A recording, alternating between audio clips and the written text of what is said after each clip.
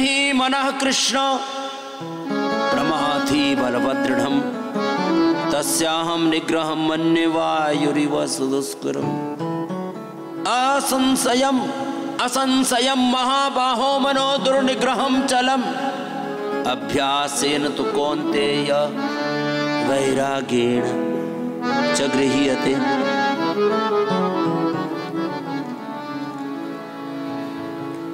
उत्तिष्ठत जागृत प्राप्य वरान् निबोधत क्षरस्य धारा निश्चिता दुरत्तया दुर्गम पथ सत्कवियो वदन्ति। जागरूक हो जाओ। यह चेत अवेदित अथ सत्यमस्ति न चेत यह वेदित महति विनष्टि भूतेषु भूतेषु विचित्य धीरा प्रत्यस्मात् लोकात् अमृता भवन्ति। ಇದು ಉಪನಿಷತ್ತಿನ ಉದ್ಘೋಷವಾಗಿದೆ. ನಾನು 1000 ಕೋಟಿ ಸರ್ತಿ ನಿಮ್ಗೆ ಹೇಳಿದ್ದೀನಿ, ಚಿಕ್ಕ ಹುಡುಗ ಆಗಿದ್ದಾಗಿಂದಾನು ನಾನು ಉಪನಿಷತ್ತಿನ ಆ ಒಂದು ಮಾಡಿ ಎಲ್ಲರೂ ಮಂಡೂಕಾಸನವನ್ನ ಸುಖಾಸನದಲ್ಲಿ ಅಥವಾ ವಜ್ರಾಸನದಲ್ಲಿ ಕೂತ್ಕೊಂಡು ಮುಂದೆ ಬಗ್ಗಿ ಕೆಲವರು ಯೋಚಿಸ್ತಾ ಇರ್ತಾರೆ, ಬಾಬಾಜಿಯವರ ಪ್ರವಚನ ಶುರು ಆಯ್ತು, ಈಗ ಯೋಗ ಕಥೆ ಕೇಳೋಣ ಅಂತ.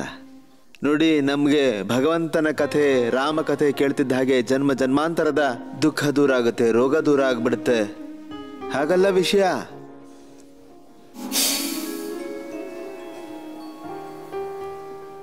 ಜೀವನದಲ್ಲಿ ಕೃಷ್ಣ ರಾಮ ಏನು ಅನುಭವಿಸಿದ್ರು ಅನ್ನೋದನ್ನ ಕಥೆಯಲ್ಲಿ ಕೇಳ್ತೀವಲ್ಲ. ಭಗವಂತ ಶಿವನ ಜೀವನ ಚರಿತ್ರೆ. ಹಾಗೆ ನಾವು ಕೂಡ ನಮ್ಮ ಚರಿತ್ರೆಯನ್ನು ಪವಿತ್ರ ಮಾಡಬೇಕು.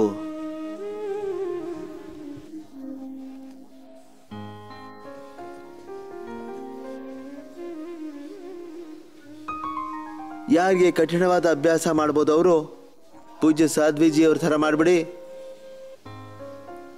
ಯಾರ ಕೈಲಿ ಮಾಡೋಕ್ಕಾಗಲ್ವೋ ಅವ್ರೊಂದು ಸ್ವಲ್ಪನಾದರೂ ಮಾಡಿಬಿಡಿ. ಆಮೇಲೆ ಪ್ರಾರ್ಥನೆ ಮಾಡ್ಕೊಳ್ಳಿ, ಪ್ರಭು ಮುಂದಿನ ಜನ್ಮದಲ್ಲಿ ನಾನು ಹೆಣ್ಮಗಳಾಗಿ ಹುಟ್ಟಬೇಕು, ಆಮೇಲೆ ಪತಂಜಲಿನಲ್ಲಿ ಅಡ್ಮಿಷನ್ ಕೊಡಿಸ್ಬೇಕು. ಈ ನಡುವೆ ಒಂದು ಸೀರಿಯಲ್ ನಡೀತಾ ಇದೆ, ಮುಂದಿನ ಜನ್ಮದಲ್ಲಿ ಹೆಣ್ಮಗುವಾಗಿ ಹುಟ್ಟಬೇಕು ಅಂತ. ಎಂಥ ಮುಟ್ಟಾಳ್ರಿರ್ತಾರೆ.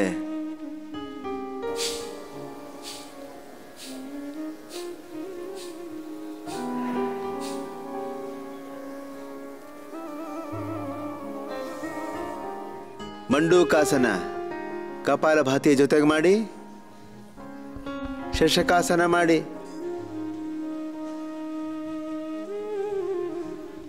ಸಹಜವಾಗಿ ಮಾಡ್ತಾ ಬನ್ನಿ, ಕಠಿಣ ಆಗೋದಿಲ್ಲ.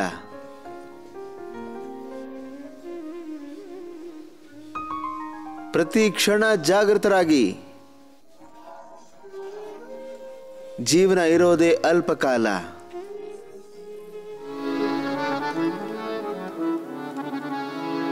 आयुर्वर्षशतं नृणां परिमितं रात्रौ तदार्धं गतं तस्यार्धस्य परस्य चार्धमपरं बालत्ववृद्धत्वयोः शेषं व्याधिवियोगदुःखजनितं सेवादिभिर्नीयते।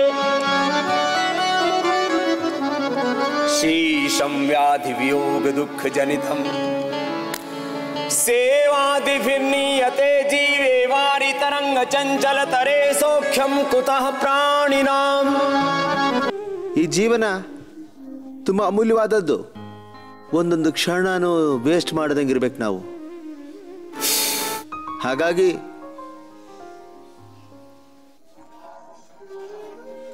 ನಾವು ಒಳ್ಳೆ ಕೆಲಸ ಮಾಡಬೇಕು, ಯೋಗ ಕರ್ಮ ಧರ್ಮ ಮಾಡಬೇಕು, ದಾನ ಪುಣ್ಯ ಮಾಡಬೇಕು, ತಮ್ಮ ತನು ಮನ ಜೀವನವನ್ನು ಅರ್ಪಿಸಬೇಕು. ಇಲ್ಲದೆ ಹೋದ್ರೆ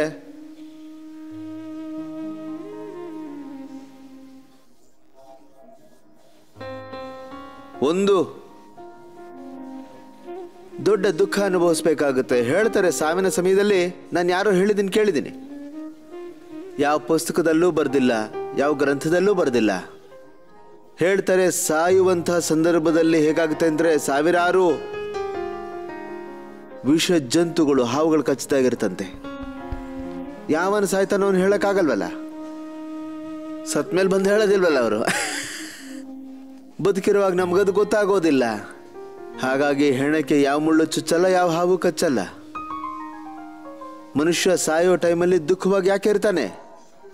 ಸಾಯುವುದಕ್ಕೆ ಮುಂಚೆ ಮನುಷ್ಯನಿಗೆ ಗೊತ್ತಾಗೋದಿಲ್ಲ. ಯಾರು ಪುಣ್ಯಾತ್ಮರಿದ್ದಾರೋ ಅವರಿಗೆ ಖಂಡಿತ ಗೊತ್ತಾಗುತ್ತೆ. ಸಮಯ ಹೇಳುತ್ತೆ. ಸಾವಿರಾರು ಜನ ಹೇಳಿದ್ದಾರೆ ನನಗೆ, ಇಂಥ ಘಳಿಗೆನಲ್ಲಿ ಇಂಥ ದಿವಸ ನಾನು ಪ್ರಾಣ ತ್ಯಾಗ ಮಾಡ್ತೀನಿ ಅಂತ. ಅದು ಹಾಗೆ ಆಗಿದೆ. ಅದು ಕೂಡ ತುಂಬಾ ಪ್ರೀತಿಯಿಂದ ಪ್ರಾಣ ಬಿಡ್ತಾರೆ, ಆರಾಮವಾಗಿ ಎಲ್ಲರ ಹತ್ರ ಮಾತನಾಡಿ ಎಲ್ರಿಗೂ ಆಶೀರ್ವಾದವನ್ನು ಮಾಡಿ ಆಮೇಲೆ ಹೇಳ್ಬಿಡ್ತಾರೆ, ನೋಡಿ ನಾನೀಗ ಹೋಗ್ತಾ ಇದ್ದೀನಿ ಅಂತ. ಆರಾಮಾಗಿರಿ ಮಕ್ಕಳ. ಪವಿತ್ರ ಆತ್ಮರಿರ್ತಾರಲ್ಲ, ಪ್ರಾಣ ಹಾಗೆ ಹೋಗುತ್ತೆ, ಕಷ್ಟನೇ ಇರೋದಿಲ್ಲ. ಮಹರ್ಷಿ ದಯಾನಂದ್ರ ಇದ್ರಲ್ಲ, ಅವ್ರು ಹಾಗೆ ಇಂಥ ದಿವಸ ಇಂಥ ಸಮಯಕ್ಕೆ ಹೋಗ್ತೀನಿ ಅಂತ ಹೇಳ್ಬಿಟ್ಟಿದ್ರು. ಅವರು ಅವ್ರ ಆತ್ಮ ಶರೀರದಿಂದ ಹೊರಗಡೆ ಹೋಗ್ತಾ ಇತ್ತು. ಈಶ್ವರ ಸ್ತುತಿ, ಪ್ರಾರ್ಥನೆ, ಉಪಾಸನೆಯ ಮಂತ್ರದ ಪಠಣ ನಡೀತಾ ಇತ್ತು. ಓಂಕಾರದ ಉದ್ಘೋಷ ಆಯಿತು. ಆಮೇಲೆ ಹೇಳಿದ್ರು, ಈಶ್ವರ ನಿನ್ನ ಇಚ್ಛೆ ಪೂರ್ತಿಯಾಗ್ಲಿ.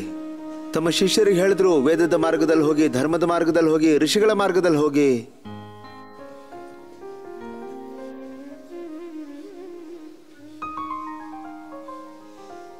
ಸಾಯೋದ್ರಿಂದ ಕಷ್ಟ ಆಗೋದಿಲ್ಲ. ಕಷ್ಟ ಯಾಕಾಗತ್ತೆ ಹೇಳಿ? ಮನುಷ್ಯ ಯಾವ್ದನ್ನ ಮಾಡಬೇಕು ಅದನ್ನು ಮಾಡಿರ್ಬೇಕು. ಯಾವುದರಿಂದ ಪಾರಾಗಬೇಕಿತ್ತು ಅದರಿಂದ ಪಾರಾಗದೇ ಇರಬೇಕು. ಇದುವೇ ಕಷ್ಟ. ಹೋಗೋದಕ್ಕಿಂತ ಮುಂಚೆ ಮನುಷ್ಯ ಯೋಚಿಸ್ತಾನೆ, ಜೀವನದಲ್ಲಿ ಏನು ಕಳ್ಕೊಂಡೆ, ಏನು ಪಡ್ಕೊಂಡೆ, ಏನು ತಗೊಂಡು ಹೋಗ್ತಾ ಇದ್ದೀನಿ. ನಾನು ಧರ್ಮದಿಂದ ನಡ್ಕೊಂಡ, ಪುಣ್ಯ ಮಾಡಿದ್ದೀನ, ಸತ್ಕರ್ಮ ಮಾಡಿದ್ದೀನ, ಸಮಾಜದಿಂದ ನಾನು ಏನೇನೆಲ್ಲ ಪಡ್ಕೊಂಡೆ. ಈ ತನು, ಮನ, ಧನ, ಜೀವನ, ಆಸ್ತಿ, ಅಂತಸ್ತು, ಐಶ್ವರ್ಯ, ಪುರಸ್ಕಾರ, ಜೀವನದಲ್ಲಿ ನಾನು ಏನೇನೆಲ್ಲ ಪಡ್ಕೊಂಡಿದ್ದೀನೋ ಅದು ಸಮಾಜದಿಂದ ಪಡ್ಕೊಂಡಿದ್ದೀನಿ, ರಾಷ್ಟ್ರದಿಂದ ಪಡ್ಕೊಂಡಿದ್ದೀನಿ. ನಾನು ಮತ್ತೆ ಅವ್ರಿಗೋಸ್ಕರ ಏನು ಕೊಟ್ಟಿದ್ದೀನಿ?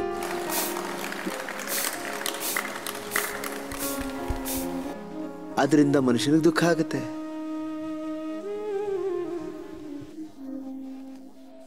ನೋಡಿ, ಬನ್ನಿ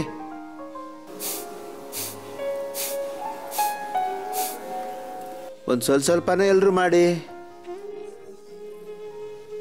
ಕೆಲವ್ರು ಅನ್ಕೊಂಡಿರ್ತಾರೆ, ಅಯ್ಯೋ ಸಿಕ್ಕಾಕೊಂಡ್ಬಿಟ್ಟಿದೆಯಲ್ಲ ಕೈ ಕಾಲ ಅಂತ. ಯಾರನ್ನಾದ್ರೂ ಕರೆಸ್ಕೊಳ್ಳಿ ಬಿಡ್ಸಕ್ಕೆ.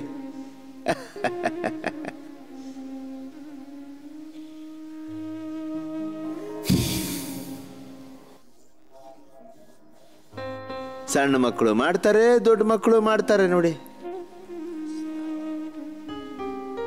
ಆಯ್ತು ಆಯ್ತು. ನೋಡಿ ಬನ್ನಿ ಕೂತ್ಕೊಳ್ಳಿ ಸಾಧ್ವಿಗಳೇ. ನೋಡಿ, ಇವರು ಸ್ವಲ್ಪ ಟ್ರೈಲರ್ ತೋರಿಸಿದ್ರು, ನೀವು ಹೀಗೇನೆ ನಿಮ್ಮ ಶರೀರವನ್ನು ಚೆನ್ನಾಗಿ ಇಟ್ಕೋಬೇಕು ಅಂತ. ನೀವು ಸ್ವಲ್ಪ ಗೋಮುಖಾಸನ ಮಾಡಿ ಸಾಧ್ವಿಗಳೇ. ದೇವವಾಣಿ ಅವರೇ,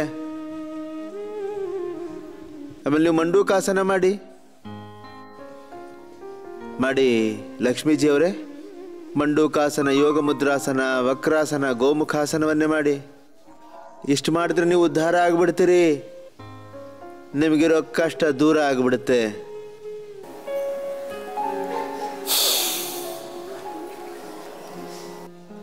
ಚೆನ್ನಾಗಿ ಬಾಳು ಬದುಕಬೇಕು. ನೀವು ಜೀವನದಿಂದ ನೀವು ದೂರ ಆಗೋ ಸಂದರ್ಭದಲ್ಲಿ ಕಬೀರಾ ಹಮ್ ಪೈದಾ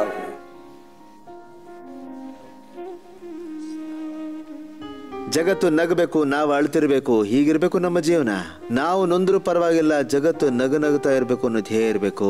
ಈ ತರ ಜೀವನ ಇರ್ಬೇಕು ನಮ್ದು. ಮಧುಮನ್ಮೇ ನಿಕ್ರಮಣ ಮಧುಮನ್ವೇ ಪರಾಯಣಂ ವಾಚ ವದಾಮಿ ಮಧು ಮದ್ಭೂಯ ಸಮ್ಮಧು ಸಂದೃಶ. ಈ ರೀತಿ ಮಾಧುರ್ಯಯುಕ್ತ, ದಿವ್ಯಯುಕ್ತ, ದೈವತ್ವಯುಕ್ತ, ಯೋಗಯುಕ್ತವಾಗಬೇಕು ನಮ್ಮ ಜೀವನ. ದೀರ್ಘವಾಗಿ ಉಸಿರನ್ನಾಡ್ತಾ ಮಾಡಿ. ಸರಿ ನೋಡಿ, ಇದಂತೂ ಯೋಗದ ಒಂದು ಪ್ರಾಕ್ಟೀಸ್. ನಿರಂತರವಾಗಿ 1 ಗಂಟೆ ಸಮಯ ಮಾಡಿಸಿದ್ವಿ ನಿಮಗೆ. ಯಾರಿಗೆಷ್ಟು ಸಾಧ್ಯ ಆಗುತ್ತೋ ಅಷ್ಟು ಮಾಡಿಬಿಡಿ. ಈಗ ಪುನಃ ನಾವು ಮೂಲ ವಿಷಯಕ್ಕೆ ಬಂದು ಬಿಡೋಣ. ಈಗ ಒಂದೊಂದು ಆಸನ ಎಷ್ಟೆಷ್ಟೊತ್ತು ಮಾಡಬೇಕು? 10 ನಿಮಿಷ. ಎಷ್ಟೊತ್ತು ಮಾಡಬೇಕು? 10 ನಿಮಿಷ. 5 ನಿಮಿಷ 2 ಸರ್ತಿ ಮಾಡಿಬಿಡಿ. ಪ್ರಾಣಾಯಾಮ, ಧ್ಯಾನದ ಜೊತೆಗೆ ಅಂತರ್ಮುಖಿಗಳಾಗಿ ಮಾಡಿ. ಇಡೀ ಜಗತ್ತು ಯೋಗವನ್ನ ಒಂದು ಅನುಷ್ಠಾನದ ರೀತಿಯಲ್ಲಿ ಮಾಡಬೇಕು ಚಿಕ್ಕ ವಯಸ್ಸಿಂದ. ಆಮೇಲೆ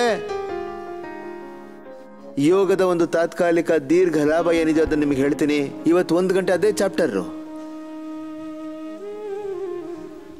ನಿಮ್ಮ ಪ್ರಯತ್ನ ಯಾವ ಥರ ಇರಬೇಕು? ನೀವು ದಪ್ಪ ಆಗಬಾರ್ದು. ನಿಮ್ಮ ಪ್ರಯತ್ನ ಯಾವ ಥರ ಇರಬೇಕು? ಪಾಪ ಮಾಡಬಾರ್ದು. ನಿಮಗೆ BP, sugar, thyroid, asthma, arthritis ಬರಬಾರ್ದು. ನೀವು ಯಾರಿಗೂ ಹಿಂಸೆ ಕೊಡಬಾರ್ದು ಅನ್ನೋ ಪ್ರಯತ್ನ ಇರಬೇಕು. ಸುಳ್ಳು ಹೇಳಬಾರ್ದು, ಮೋಸ ಮಾಡಬಾರ್ದು, ದುರಾಚಾರ, ಅನಾಚಾರ, ವ್ಯಭಿಚಾರ ಮಾಡಬಾರ್ದು. ನಿಮ್ಮ ಪ್ರಯತ್ನ ಹೇಗಿರಬೇಕು? ನೀವು ಪ್ರಮಾದ ಮಾಡಬಾರ್ದು. ಒಂದು ವೇಳೆ ಪ್ರಮಾದ ಆದರೂ ಬಿಟ್ಟುಬಿಡಿ, ಅದನ್ನು ಮತ್ತೆ ಮಾಡಬಾರ್ದು. ಮತ್ತೆ ಆಯ್ತಾ, ಮತ್ತೆ ನೀವು ಮಾಡಬಾರ್ದು ಅದನ್ನು. ಪದೇ ಪದೇ ನೀವು ತಪ್ಪು ಮಾಡ್ತಾನೆ ಇದ್ರೆ ಲಾಸ್ ಆಗಿಬಿಡುತ್ತೆ. ಏನಾಗುತ್ತೆ ಹೇಳಿ? ತಪ್ಪು ಅಭ್ಯಾಸ ಆಗಿಬಿಡುತ್ತೆ, ರೂಢಿ ಆಗಿಬಿಡುತ್ತೆ. ಒಂದು ಸಲ ದಪ್ಪ ಆದ ನಂತರ ಶರೀರ ದಪ್ಪ ಆಗೋದಕ್ಕೆ ರೂಢಿ ಆಗಿಬಿಡುತ್ತೆ. ನೀರು ಕುಡಿಯೋದ್ರಿಂದ ಕೂಡ ನೀವು ಒಂದೇ ಒಂದು ಚಪಾತಿ ಜಾಸ್ತಿ ತಿಂದರೂ ಸಾಕು, ಶರೀರ ಅದನ್ನು ಜೀರ್ಣಿಸ್ಕೊಂಡ್ಬಿಡುತ್ತೆ. ಬಾಡಿಯ ಒಂದು ತಪ್ಪು ಟೆಂಡೆನ್ಸಿ. ಒಂದು ಸರ್ತಿ ಸುಳ್ಳು ಹೇಳಿದ್ರೆ ಸುಳ್ಳು ಹೇಳುವಂಥ ಅಭ್ಯಾಸ ನಿಮ್ಗಾಗ್ಬಿಡುತ್ತೆ. ಬನ್ನಿ ಭಸ್ತ್ರಿಕಾ ಮಾಡಿ. ಯಾರಿಗೆ ದೀರ್ಘವಾದ ಅಭ್ಯಾಸ ಮಾಡಬೇಕಾಗಿದೆಯೋ ಅವರು ಆಸನಗಳನ್ನ ದೀರ್ಘವಾಗಿ ಮಾಡಿ. ಒಂದು ಸರ್ತಿ ಶರೀರದಲ್ಲಿ ಗಂಟು ಬಂದುಬಿಟ್ರೆ ಆಗ ಶರೀರದಲ್ಲಿ ಎಲ್ಲ ಕಡೆ ಗಂಟುಗಳಾಗ್ತಾ ಇರುತ್ತೆ. ಹಾಗಾಗಿ ನಾನು ಹೇಳ್ತೀನಿ, ಆಪರೇಷನ್ ಈಸ್ ನಾಟ್ ಸೊಲ್ಯೂಷನ್. ಒಂದು ಕಡೆ ಗಂಟು ಹೋದ್ರೆ ಇನ್ನೊಂದು ಕಡೆ ಬಂದುಬಿಡುತ್ತೆ. ಯಾವ ಕಾರಣಕ್ಕೋಸ್ಕರ ಗಂಟುಗಳಾಗ್ತಾ ಇದೆಯೋ ಅದನ್ನು ನಿವಾರಣೆ ಮಾಡಿ.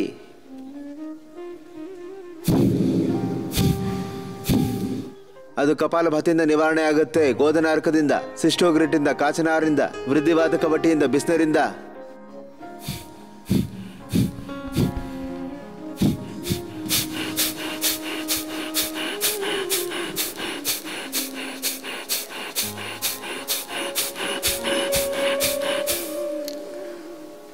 ಒಂದೇ ಒಂದು ಗಂಟು ನಿಮಗಾಗದೇ ಇದ್ರೆ ಅದುವೇ ಬೆಸ್ಟು. ನಿಮಗೆ BP ಬರದೇ ಇದ್ರೆ, ಶುಗರ್ ಬರದೇ ಇದ್ರೆ ಅದು ಬೆಸ್ಟು. ಒಂದು ವೇಳೆ ಬಂದರೆ ತಲೆ ಕೆಡಿಸ್ಕೊಬೇಡಿ, ಸರಿ ಮಾಡ್ತೀವಿ, ಅದು ಗ್ಯಾರಂಟಿ. ಆದರೆ ಶ್ರೇಷ್ಠ ಸ್ಥಿತಿ ಇದಲ್ಲ. ನೀವು ಶರೀರದಲ್ಲಿ ರೋಗ ಹುಟ್ಟೋದಕ್ಕೆ ಬಿಡಬೇಡಿ. ಹಾಗಾಗಿ ಸಾಧು ಸಾವಧಾನ್. ಪ್ರಯತ್ನ ನಿಮ್ದು ಯಾವ ಥರ ಇರಬೇಕು? ನಿಮಗೆ BP ಬರಲೇಬಾರ್ದು, ಶುಗರ್ ಬರಲೇಬಾರ್ದು, ಥೈರಾಯ್ಡ್ ಬರಲೇಬಾರ್ದು, ನೀವು ದಪ್ಪ ಆಗಬಾರ್ದು. ನಿಮ್ಮ ಪ್ರಯತ್ನ ಯಾವ ಥರ ಇರಬೇಕು? ಸ್ಟ್ರೆಸ್ಸು, ಆಂಗ್ಸೈಟಿ, ಡಿಪ್ರೆಷನ್ನು, ನೆಗೆಟಿವಿಟಿ ಬರಬಾರ್ದು. ನಿಮ್ಮ ಪ್ರಯತ್ನ ಯಾವ ಥರ ಇರಬೇಕು? ಕಾಮ, ಕ್ರೋಧ, ಲೋಭ, ಮೋಹ, ಅಹಂಕಾರದಲ್ಲಿ. ಇನ್ನೊಂದಷ್ಟು ಸ್ಪಷ್ಟವಾಗಿ ಹೇಳ್ತೀನಿ, ಕೇಳಿಸ್ಕೊಳ್ಳಿ. ಒಂದು ವಿವೇಕಪೂರ್ಣ ಕಾಮ, ಇದರಿಂದ ಜಗತ್ತು ನಡೀತಾ ಇರುತ್ತೆ, ಮನೆ ಪರಿವಾರ ನಡೀತಾ ಇರುತ್ತೆ. ವಿವೇಕಪೂರ್ಣ ಕ್ರೋಧ, ಕೆಟ್ಟ ಕೆಲಸ ನಡೀತಾ ಇರುತ್ತೆ. ವಿವೇಕಪೂರ್ಣ ಲೋಭ, ಸಂಚಯ ನಡೆಸ್ತಿರುತ್ತೆ. ಕೆಲವು ಮನೆಗಳಲ್ಲಿ ದುಡ್ಡು ಉಳಿಸ್ತಿರ್ತಾರೆ, ಸೇವಿಂಗ್ಸ್ ನಡೀತಿರುತ್ತೆ. ವಿವೇಕಪೂರ್ಣ ಲೋಭ ಇರುತ್ತಲ್ಲ, ಅದಕ್ಕೆ ನಾವು ಸೇವಿಂಗ್ಸ್ ಅಂತ ಹೇಳ್ತೀವಿ. ಕೆಲವನ್ನ ನಾವು ಉಳಿಸ್ಬೇಕಾಗುತ್ತೆ. ಧರ್ಮದ ಲೋಭ ಇರಬೇಕು, ಕರ್ಮದ ಲೋಭ ಇರಬೇಕು. ವಿವೇಕಪೂರ್ಣ ಪುರುಷಾರ್ಥ ಮಾಡಿ ನಾವೇನೇನ ಗಳಿಸ್ಕೋತೀವೋ ಅದರ ಲೋಭ ಆಗಲೇಬೇಕಾಗುತ್ತೆ. ವಿವೇಕಪೂರ್ಣ ಕಾಮ, ಕ್ರೋಧ, ಲೋಭ, ಮೋಹ. ಮೋಹ ಅಂದರೆ ವಿವೇಕಪೂರ್ಣ ಮೋಹ, ಪ್ರೀತಿ ಅಂತ ಹೇಳ್ತಾರೆ. ಅದು ಎಲ್ಲರಿಂದನೂ ಆಗಬೇಕಾಗಿದೆ. ವಿವೇಕಪೂರ್ಣ ಅಹಂಕಾರವನ್ನ ಸ್ವಾಭಿಮಾನ ಅಂತ ಹೇಳ್ತಾರೆ. ಆದರೆ ಕಾಮ, ಕ್ರೋಧ, ಲೋಭ, ಮೋಹ, ಅಹಂಕಾರ, ಅನಾಚಾರ, ದುರಾಚಾರ, ವ್ಯಭಿಚಾರದ ಕಡೆ ಹೋಗದಿರೋ ಪ್ರಯತ್ನ ಮಾಡಿ. ಒಂದ್ಸರ್ತಿ ಹೋಗ್ಬಿಟ್ರೆ ಏನಾಗುತ್ತೆ ಅಂದರೆ ವಾಪಸ್ ಬರೋದು ಕಷ್ಟ ಆಗುತ್ತೆ. ನೀವು ಬೀಡಿ, ಸಿಗರೇಟು, ಮದ್ಯಪಾನದ ಕಡೆ ಹೋಗೋದಕ್ಕೆ ಪ್ರಯತ್ನ ಪಡಬೇಡಿ. ನೀವು ಮಾಂಸಾಹಾರಿಗಳಾಗಬೇಡಿ, ಪ್ರಾಣಿ ಹತ್ಯೆ ಮಾಡಬಾರ್ದು. ಇದ್ರ ಕಡೆ ಗಮನ ಇರಲಿ ನಿಮಗೆ. ಇದು ಆತ್ಮಘಾತ ಇದ್ದ ಹಾಗೆ. ಇದು ತುಂಬ ದೊಡ್ಡ ಪಾಪ. ನಮ್ಮಲ್ಲಿ ಪಾಪ ಅನ್ನೋ ಶಬ್ದಕ್ಕೆ, ಇಡೀ ಜಗತ್ತಲ್ಲಿ ಪಾಪ ಅನ್ನೋ ಶಬ್ದಕ್ಕೆ ಧಾರ್ಮಿಕ ದೃಷ್ಟಿಯಿಂದ ಪಾಪ ಅಂತ ಹೇಳ್ತಾರೆ. ಮತ್ತೆ ದೇವರನ್ನ ಯಾರು ನಂಬೋದಿಲ್ವೋ, ಧರ್ಮನ ಯಾರು ನಂಬೋದಿಲ್ವೋ ಅವರು ಇದನ್ನ ಇಲ್ಲೀಗಲ್, ಇಮ್ಮಾರಲ್ ಆಕ್ಟಿವಿಟಿ ಅಂತ ಹೇಳ್ತಾರೆ. ನೀವು ಇಲ್ಲೀಗಲ್, ಇಮ್ಮಾರಲ್ ಆಕ್ಟಿವಿಟಿನ ಒಂದೇ ಒಂದು ಸರ್ತಿ ಮಾಡಿದ್ರು ಆಗ ಜೀವನದಲ್ಲಿ ಒಂದಲ್ಲ ಒಂದು ದಿವಸ ದೊಡ್ಡ ಚಕ್ರವ್ಯೂಹದಲ್ಲಿ ಸಿಕ್ಕಾಕೋತೀರಾ. ಇದು ಸತ್ಯ. ಆ ಪಾಪ ನಿಮ್ಮ ಮುಂದೆ ಬಂದಾಗ ನೀವು ರಾಷ್ಟ್ರಪತಿಗಳಾಗಿರಿ, ಪ್ರಧಾನಮಂತ್ರಿಗಳಾಗಿರಿ, ಕಂಬಿ ಎಣಿಸೋ ಹಾಗೆ ಮಾಡ್ಬಿಡುತ್ತೆ ನಿಮ್ಮನ್ನ. ಎಷ್ಟು ದೊಡ್ಡ ತಾಕತ್ತನ್ನು ನೀವು ಪಡ್ಕೊಂಡಿದ್ದೀರಿ ಜೀವನದಲ್ಲಿ. ನೋಡಿ, ಕೇಳಿಸ್ಕೊಳ್ಳಿ, ನಿಮಗೆ ಕೇವಲ ಯೋಗವನ್ನ ಮಾಡಿಸೋದಿಲ್ಲ, ಸತ್ಸಂಗವನ್ನು ನಿಮ್ಗೆ ಹೇಳ್ಕೊಡ್ತಾ ಇರ್ತೀನಿ. ಜೀವನದಲ್ಲಿ ಒಂದೇ ಒಂದು ಸರ್ತಿ ಕೂಡ ನೀವು ಪಾಪದ ಕಡೆ ನಿಮ್ಮನ್ನ ನೀವು ತೊಡಗಿಸ್ಕೋಬೇಡಿ. ಅಂದ್ರೆ ಯಾವ್ದನ್ನ ಮಾಡಬಾರ್ದು, ಯಾವ್ದು ನಿಷೇಧ ಇದೆಯೋ, ಅಕರ್ತವ್ಯ, ಅಧರ್ಮ, ಪಾಪ, ಅಶುಭ ಇದೆಯೋ, ಅನ್ವಾಂಟೆಡ್ ಯಾವ್ದಿದೆಯೋ, ಅವಾಂಛಿತ ವ್ಯವಹಾರ ಯಾವ್ದಿದೆಯೋ, ಸ್ವಾಮಿ ರಾಮದೇವ್ ನಿಮಗಳ ಮುಂದೆ ಇದೇ ಕಾರಣಕ್ಕೋಸ್ಕರ ಆಗಾಗ ಹೇಳ್ತಾ ಇರ್ತಾನೆ, ಯಾಕೆಂದ್ರೆ ನಾನು ಸತ್ಯದ ಉದ್ಘೋಷಕನಾಗಿದ್ದೇನೆ. ಜಗತ್ತಲ್ಲಿ ಯಾವುದೇ ರೀತಿ ತೊಂದರೆ ಬಂದರೂ ಕೂಡ ನಾನು ಧೈರ್ಯವಾಗಿ ನಿಮ್ಮ ಮುಂದೆ ನಿಂತು ಈ ಮಾತನ್ನು ಹೇಳ್ತೀನಿ. ಯಾಕೆಂದ್ರೆ ಸ್ವಾಮಿ ರಾಮದೇವ್ ಇದುವರೆಗೂ ಯಾವುದೇ ರೀತಿಯ ಇಲ್ಲೀಗಲ್ ಇಮ್ಮಾರಲ್ ಆಕ್ಟಿವಿಟಿನೇ ಮಾಡಿಲ್ಲ. ಯಾವತ್ತು ಸ್ವಾಮಿ ರಾಮದೇವು ಇಲ್ಲೀಗಲ್ ಇಮ್ಮಾರಲ್ ಆಕ್ಟಿವಿಟಿಲಿ ಇನ್ವಾಲ್ವ್ ಆಗ್ತಾನೋ ಅವತ್ತೇ ತನ್ನ ಕುತ್ಕೊಂಡು ಕರ್ಕೊಂಡ್ಬಿಡ್ತಾನೆ. ದೇವ್ರು ಕರ್ಕೊಂಡ್ಬಿಡ್ತಾನೆ, ಬಾರೋ ತುಂಬಾ ಆಯ್ತು ನಿನ್ನ ಪ್ರವಚನ ಅಂತ. ಹಾಗಾಗಿ ನೆನಪಿಟ್ಕೊಳ್ಳಿ, ನಿಮ್ಮ ಮಕ್ಕಳಿಗೂ ಈ ವಿಷಯಗಳನ್ನ ತಿಳಿಸಿ. ನಾನು ಜಸ್ಟಿಸ್ ಹೆಗಡೆ, ತುಂಬಾ ಒಳ್ಳೆ ಜಸ್ಟಿಸ್. ಅವರು ಸುಪ್ರೀಂ ಕೋರ್ಟಲ್ಲಿದ್ದರು. ಆಮೇಲೆ ಕರ್ನಾಟಕದ ಆಯುಕ್ತರಾಗಿದ್ರು. ಅದ್ಯಾವುದು, ಲೋಕಾಯುಕ್ತದಲ್ಲಿ. ನಾನು ಅವ್ರಿಗೆ ಕೇಳಿದೆ, ಎರಡೆರಡು ಮಾತು ಹೇಳಿ ನಿಮ್ಮ ಜೀವನದ ಬಗ್ಗೆ ಅಂತ. ನಾನು ಎಲ್ರಿಗೂ ಎರಡೆರಡು ಮಾತು ಹೇಳ್ತೀನಿ ಅಂತ ಹೇಳಿದ್ರು ಅವರು. ಒಂದೇ ಒಂದು ಸರ್ತಿನೂ ಲೋಕೋ ವೈಲೇಟ್ ಮಾಡಬೇಡಿ, ಒಂದೇ ಒಂದು ಸರ್ತಿನೂ ಇಲ್ಲೀಗಲ್ ಇಮ್ಮಾರಲ್ ಆಕ್ಟಿವಿಟಿ ಇರಬಾರ್ದು. ಆಗ ಜೀವನದಲ್ಲಿ ನಿಮಗೆ ಯಾವುದೇ ರೀತಿ ಭಯ ಇರೋದಿಲ್ಲ. ಜನಗಳಿಗೆ ಸಿಕ್ಕಾಪಟ್ಟೆ ಸ್ಟ್ರೆಸ್ಸು, ಆಂಗ್ಸೈಟಿ, ಡಿಪ್ರೆಷನ್ ಇರುತ್ತಲ್ಲ, ತುಂಬ ನರಳ್ತಾ ಇರ್ತಾರೆ, ಅಶಾಂತಿ ಇರುತ್ತೆ ಅವರಿಗೆ. ಮನುಷ್ಯನಿಗೆ ಜೀವನದಲ್ಲಿ ತುಂಬ ಅಶಾಂತಿಯ ಕಾರಣ ಏನಿದೆಯೋ ಅದನ್ನು ಅವನಿಗೆ ಫೇಸ್ ಮಾಡ್ಲಿಕ್ಕೆ ಆಗೋದಿಲ್ಲ. ಏಕಾಂತದಲ್ಲಿ ಕೂತ್ಕೊಂಡು ಧ್ಯಾನ ಮಾಡ್ಲಿಕ್ಕೆ ಆಗೋದಿಲ್ಲ. ಧ್ಯಾನ ಕೂತ್ಕೊಳ್ತಿದ್ದ ಹಾಗೇನೆ ಅವ್ನು ಮಾಡಿರೋ ಪಾಪದ ಫಿಲಮ್ಗಳು ಅವನ ಮುಂದೆ ಓಡ್ತಾ ಇರುತ್ತೆ. ಅಯೋಗ್ಯ, ಧ್ಯಾನ ಮಾಡಕ್ಕೆ ಕೂತಿದ್ದೇನೋ, ಜೀವನದಲ್ಲಿ ಎಷ್ಟು ಪಾಪಗಳನ್ನ ಮಾಡಿದ್ಯಾ ನೀನು. ಹಾಗಾಗಿ ಜೀವನದಲ್ಲಿ ನೀವು ಇಂಥ ಕೆಲಸಗಳನ್ನ ಯಾವುದೇ ಕಾರಣಕ್ಕೂ ಮಾಡಬೇಡಿ. ನಿಮ್ಮನ್ನು ನೀವು ಫೇಸ್ ಮಾಡೋಕ್ಕಾಗದೇ ಇರೋಂಥ ಕೆಲಸ ಮಾಡಬೇಡಿ. ನಿಮ್ಮ ಬಗ್ಗೆ ನಿಮಗೆ ನಾಚಿಕೆ ಆಗುವಂಥ ಕೆಲಸ ಮಾಡಬೇಡಿ. ಆ ರೀತಿ ವ್ಯವಹಾರಕ್ಕೆ ಕೈ ಹಾಕಬೇಡಿ. ಆ ಥರ ಕಾರ್ಯ ಮಾಡಬೇಡಿ. ಅದ್ಯಾವುದಾದ್ರೂ ಸರಿನೇ, ಅಷ್ಟೇ, ಯಾವತ್ತೂ ಮಾಡಬೇಡಿ. ಅಷ್ಟೇನೇ ವಿಷಯ. ಬನ್ನಿ ಮುಂದುವರ್ಸೋಣ. ನೋಡಿ, ಈ ಶರೀರದ ಜೊತೆಗೂ ಅಷ್ಟೇನೆ. ಎಲ್ಲರೂ ಕೇಳಿಸ್ಕೊಳ್ಳಿ. ಶರೀರದಲ್ಲಿ ನಾವು ನೋಡಿ, ಈಗ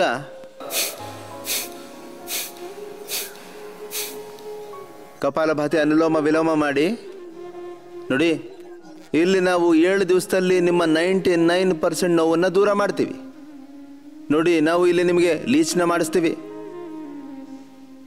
ಮಾಡಿಸ್ತೀವಿ, ಶೃಂಗಿ ಮಾಡಿಸ್ತೀವಿ, ಬಾಹ್ಯ ಬಸ್ತಿ, ಆಂತರಿಕ ಬಸ್ತಿ ಮಾಡಿಸ್ತೀವಿ, ಅಭ್ಯಂಗ ಮಾಡಿಸ್ತೀವಿ, ಪೋಟ್ಲಿ ಮಸಾಜ್, ಆಮೇಲೆ ತೈಲದಿಂದ ಅಭ್ಯಂಗ ಮಾಡಿಸ್ತೀವಿ, ಸ್ನೇಹದಾರ ಮಾಡಿಸ್ತೀವಿ, ಬೇರೆ ಬೇರೆ ಥರದ ಮಸಾಜ್ಗಳು, ಬೇರೆ ಬೇರೆ ಪ್ರಕಾರದ ಉಪಕ್ರಮ ಇದೆ. ಸ್ಟೀಮ್ ಕೊಡ್ತೀವಿ, ಕೂದಲಿಗೆ ಮಸಾಜ್ ಮಾಡಿಸ್ತೀವಿ, ಡ್ರೈ ಮಸಾಜ್ ಮಾಡ್ತೀವಿ, ಬೇರೆ ಬೇರೆ ಥರದ ಕಾರ್ಯಕ್ರಮಗಳು. ಸ್ಟ್ರೆಸ್ನ ದೂರ ಮಾಡೋದಕ್ಕೆ ಶಿರೋಧಾರ ಮಾಡಿಸ್ತೀವಿ. ಪ್ರತಿಯೊಂದು ಇಲ್ಲಿ ಕಂಪಲ್ಸರಿ ಮಾಡಲಾಗಿದೆ. 3 ಸರ್ತಿ ಶಿರೋಧಾರ ಕಂಪಲ್ಸರಿ ಆಗಿದೆ ನೋಡಿ. ಅಕ್ಷಿತರ್ಪಣ 3 ಸರ್ತಿ ಮಾಡಬೇಕು. ಕರ್ಣಪೂರ್ಣ ಕಡಿಮೆ ಅಂದ್ರೂ ಕೂಡ 3 ಸರ್ತಿ ಎಲ್ಲರೂ ಮಾಡಬೇಕು. ಅವಶ್ಯಕ ಇದು. 3 ಸರ್ತಿ ಕಡಿಮೆ ಅಂದ್ರೂ ನಸ್ಯ ಮಾಡಿಸ್ಬೇಕು. ನೋಡಿ, ಶರೀರ ಶುದ್ಧೀಕರಣ ಆಗಬೇಕು ಅಂತಂದ್ರೆ ನಾವು ಬೆಳಗ್ಗೆ ಹೇಳ್ತಿದ್ದ ಹಾಗೆ ಜಲನೀತಿ, ಸೂತ್ರ ನೀತಿಯನ್ನ ಮಾಡಬೇಕಾಗುತ್ತೆ. ಕಂಜೂರದಿಂದ ಶುರು ಮಾಡಿಕೊಂಡು ಕೋಲನ್ ಥೆರಪಿ, ಹೊಟ್ಟೆನ ಶುದ್ಧೀಕರಣ ಮಾಡೋಕ್ಕೋಸ್ಕರ 1 ಸರ್ತಿ ಬಸ್ತಿ, ಆಮೇಲೆ 20 ನಿಮಿಷ ಅದನ್ನ ಹೋಲ್ಡ್ ಮಾಡ್ತೀವಿ. 15-20 ನಿಮಿಷ ನಾವು ಬಸ್ತಿಯನ್ನ ಕೊಡ್ತೀವಿ, ಹೋಲ್ಡ್ ಮಾಡ್ತೀವಿ. ಮೆಡಿಕೇಟೆಡ್ ಬಸ್ತಿ ಕೊಡ್ತೀವಿ. ಡಯಾಬಿಟೀಸ್ಗೆ ಮಧುಗ್ರಿಟ್ ಬಸ್ತಿ, ಕೊಲೈಟಿಸ್ಗೋಸ್ಕರ ಕೋಲೋಗ್ರಿಟ್ ಬಸ್ತಿ, ಕಿಡ್ನಿಗೆ ರೀನೋಗ್ರಿಟ್ ಬಸ್ತಿ, ಲಿವರ್ಗೆ ಲಿವೋಗ್ರಿಟ್ ಬಸ್ತಿ, ಹಾರ್ಟ್ಗೆ ಹೃದಯ ಬಸ್ತಿ, ಮೆದುಳಿಗೆ ಮೇಧಾ ಬಸ್ತಿ, ಲೋ ಇಮ್ಯುನಿಟಿಗೆ ಇಮ್ಯುನೋಗ್ರಿಟ್ ಬಸ್ತಿ, ಸ್ಕಿನ್ಗೋಸ್ಕರ ಕಾಯಕಲ್ಪ ಬಸ್ತಿ, ಡರ್ಮೋಗ್ರಿಟ್, ಸೋರೋಗ್ರಿಟ್ ಬಸ್ತಿ, ಬೇರೆ ಬೇರೆ ಸ್ಕಿನ್ ಪ್ರಾಬ್ಲಮ್ಗೆ, ಕಣ್ಣುಗೋಸ್ಕರ ಐಗ್ರಿಟ್ ಬಸ್ತಿ, ಕೂದಲ್ಗೆ ಕೇಶಕಾಂತಿ ಬಸ್ತಿ. ತುಂಬ ಅದ್ಭುತವಾಗಿದೆ. ಬೇರೆ ಬೇರೆ ಬಸ್ತಿಗಳು.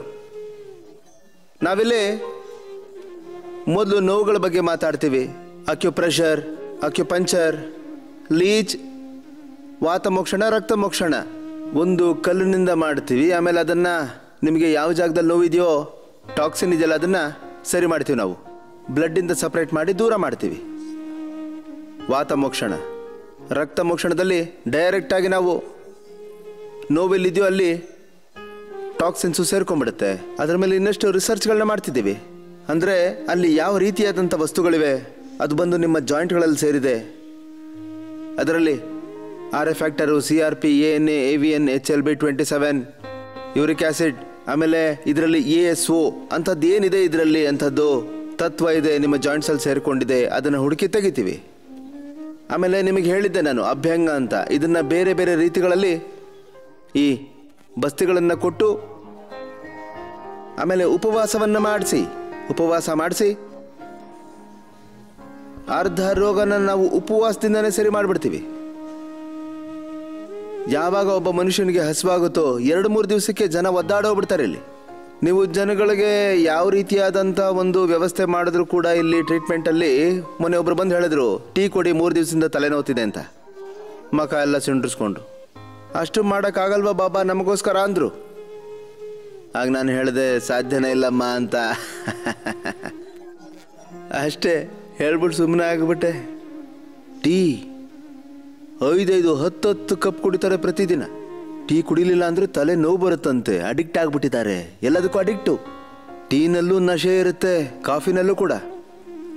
ತಂಬಾಕಲ್ಲಿ ನಿಕೋಟಿನ್ ಇರುತ್ತಲ್ಲ, ಹಾಗೆ ಟೀ ಕಾಫಿನಲ್ಲಿ ಕೆಫೆನ್ ಇರುತ್ತೆ.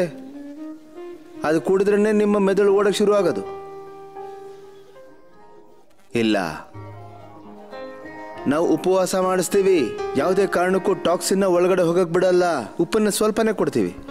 ಅವ್ರು ಅನ್ಕೋಬೋದು, ಏನು ಬಾಬಾ ಅವ್ರ ಹತ್ರ ಉಪ್ಪಿಲ್ವಾ ಕೊಡೋದಕ್ಕೆ, ಸ್ವಲ್ಪನೂ ಇಲ್ವಾ, ಏನು ಬಾಬಾ ಅವ್ರಿಗೆ ಇಷ್ಟು ಕೊಡೋದಕ್ಕೆ ಉಪ್ಪಿಲ್ವಾ ಅಂತ ಕೇಳ್ತಾರೆ. ಇದೆಯಪ್ಪ, ಆದರೆ ಡಾಕ್ಟ್ರ್ ಹತ್ರ ಬರ್ಸ್ಕೊಂಬಂದು ನಿಂತೀನಿ. ಅಯ್ಯೋ ಬೇಡಪ್ಪ, ಡಾಕ್ಟ್ರ್ ಹತ್ರ ಯಾವನ್ ಹೋಗ್ತಾರೆ ಅಂತ ಸುಮ್ಮನಾಗ್ತಾರೆ. ಬಾಯಿ ಮುಚ್ಕೊಂಡು ನಾವು ಕೊಟ್ಟಿದ್ದೀನಿ ತಿಂತಾರೆ. ಊಟ ತಿಂಡಿ ವಿಷಯದಲ್ಲಿ ಕೆಲವರಂತೂ ತುಂಬ ನೊಂದೋಗಿರ್ತಾರೆ. ಇಲ್ಲಿ ಅವರು ತಿಂಡಿ ಪೋತರು. ಕೆಲವರು ಎಂಥ ಭೋಜನ ಪ್ರಿಯರು ಅಂದರೆ ಊಟ ಅಂದರೆ ಪ್ರಾಣ ಅವ್ರಿಗೆ. ಕನಸಲ್ಲೂ ತಿಂತಿರ್ತಾರೆ ಅವರು. ಕೆಲವ್ರನ್ನ ನಾನು ಕೇಳ್ತೀನಿ, ಇವತ್ತು ಕನಸಲ್ಲಿ ಏನು ಬಂತು ನಿಮಗೆ, ಏನು ಕನ್ಸ್ಕೊಂಡ್ರಿ ಅಂತ. ಬಾಬಾ ನೀವೇನು ಕೊಡಲ್ಲ, ಕನಸಲ್ಲಿ ಇವತ್ತು ಲಡ್ಡು ತಿಂದೆ ಅಂತಾರೆ. ಮಾರನೇ ದಿನ ಕೇಳಿದೆ, ಇವತ್ತು ಯಾವ ಕನಸು ಬಿತ್ತಪ್ಪ ಅಂತ. ಗೋಲ್ಗೊಪ್ಪ ತಿಂದೆ ಅಂತ ಅಂದ. 3ನೇ ದಿವಸ ಕೇಳಿದೆ, ಇವತ್ತೇನು ಕನಸು ಬಿತ್ತಪ್ಪ ಅಂತ. ಸಮೋಸ ಪಕೋಡ ತಿಂದೆ ಅಂದ. ಮಾರನೇ ದಿವಸ ಕೇಳಿದೆ, ಇವತ್ತೇನು ಬಿತ್ತು ಅಂತ. ಒದೆ ಬಿತ್ತು ಅಂದ.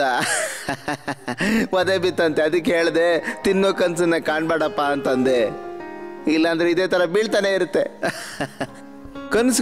ಕನಸಲ್ಲೂ ತಿನ್ನೋದೇ ಬರ್ತಾ ಇರುತ್ತಲ್ಲ ಅವ್ರಿಗೆ. ನಿಮ್ಮ ಜೀವನ ಎಷ್ಟು ಪವಿತ್ರವಾಗಿರಬೇಕು ಅಂತಂದ್ರೆ, ಜಾಗೃತ ಅವಸ್ಥೆಯಲ್ಲಿ ನೀವು ಎಷ್ಟು ಪ್ರಾರ್ಥನೆ ಮಾಡಬೇಕು ಅಂದರೆ, ಮಲಗಿರೋಂಥ ಸಮಯದಲ್ಲೂ ಕೂಡ ನೀವು ಭಜನೆ ಮಾಡಬೇಕು, ಕೀರ್ತನೆ ಮಾಡಬೇಕು, ಭಗವಂತನ ಜಪ ಮಾಡಬೇಕು. ಮಲಗಿರೋ ಸಮಯದಲ್ಲೇ ನಿಮಗೆ ರಾಮ, ಕೃಷ್ಣ, ಆಂಜನೇಯನ ದರ್ಶನ ಆಗಬೇಕು. ಶಿವ, ಪಾರ್ವತಿ, ಲಕ್ಷ್ಮೀ ನಾರಾಯಣರ ದರ್ಶನ ಆಗಬೇಕು. ಆಗ ಮಲಗಿರುವಾಗ ರಾಮ ಕಪಾಲಭಾತಿಯನ್ನು ಮಾಡಿಸ್ತಾರೆ. ಕೆಲವರು ಮಲಗಿರೋ ಸಮಯದಲ್ಲೇ ನಾನು ನೋಡಿದ್ದೀನಿ ಕಪಾಲಭಾತಿಯನ್ನು ಮಾಡ್ತಿರ್ತಾರೆ. ಅವ್ರ ಗಂಡ ಕೇಳಿದ್ರು, ಏನು ಮಾಡ್ತಾ ಇದ್ದ ಅಂತ. ಬಾಬಾ ಈಗ ಯೋಗ ಶಿಬಿರ ಮಾಡಿಸ್ತಾ ಇದ್ದಾರೆ, ನಿಮಗೆ ಗೊತ್ತಿಲ್ಲ, ಮಲ್ಕೊಳ್ಳಿ ಅಂದ್ಲು. ಅಮ್ಮ ನೀನು ಬಾಬಾ ಅವರ ಯೋಗ ಶಿಬಿರದಲ್ಲಿಲ್ಲ, ಮನೇಲಿದೆಯಾ ಅಂದ. ಇರಲಿ, ನಾನೇನು ಹೇಳ್ತಾ ಇದ್ದೆ ಅಂದರೆ, ನಾವು ಇಲ್ಲಿ ನಿಮ್ಮ ನೋವುಗಳನ್ನು ದೂರ ಮಾಡ್ತೀವಿ. ಪೂರ್ತಿ ಎಲ್ಲ ಟಾಕ್ಸಿನ್ಸ್ನ ದೂರ ಮಾಡ್ತೀವಿ. ತುಂಬ ಜಾಸ್ತಿ ಸೇರ್ಕೊಂಡಿದ್ರೆ ನಿಮಗೆ ನೋಡಿ, ಎಲ್ಲರ ಕಂಡೀಷನ್ನು, ಪೊಸಿಷನ್ನು ಒಂದೇ ಥರ ಇರಲ್ಲ. ಕೆಲವ್ರಿಗಂತೂ ತುಂಬ ಜಾಸ್ತಿನೇ ಟಾಕ್ಸಿನ್ಸು ಜಮಾವಣೆಗೊಂಡಿರುತ್ತೆ ಅಂತ. ಅವ್ರಿಗೆ ಏನು ಮಾಡಬೇಕು? ಆಮೇಲೆ ಈ ಶುದ್ಧೀಕರಣದ ಪ್ರಕ್ರಿಯೆ ಇಲ್ಲಿ ಏನು ಹೇಳ್ಕೊಡ್ತೀವಲ್ಲ ನಾವು, ಮನೇಲೂ ಹೋಗಿ ನೀವು ವಾರದಲ್ಲಿ 3 ದಿವಸ ಉಪವಾಸ ಇರಿ, 5 ದಿವಸ ಉಪವಾಸ ಇರಿ, 7 ದಿವಸ ಉಪವಾಸ ಇರಿ.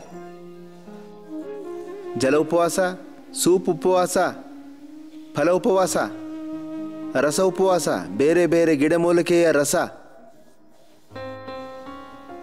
ಬೇರೆ ಬೇರೆ ಥರದ ಉಪವಾಸ, ಗಿಡಮೂಲಿಕೆ ಮೇಲೆ ಉಪವಾಸ ಇರಿ. ಈಗ ಆರ್ಥರೈಟಿಸ್ ಇರೋರು ಅಲೋವೆರಾ ತಗೊಳ್ಳಿ, ಅದು ತುಂಬ ಶಕ್ತಿಯುತವಾದ ಆಹಾರ, ಹಸುವಾಗೋದಿಲ್ಲ.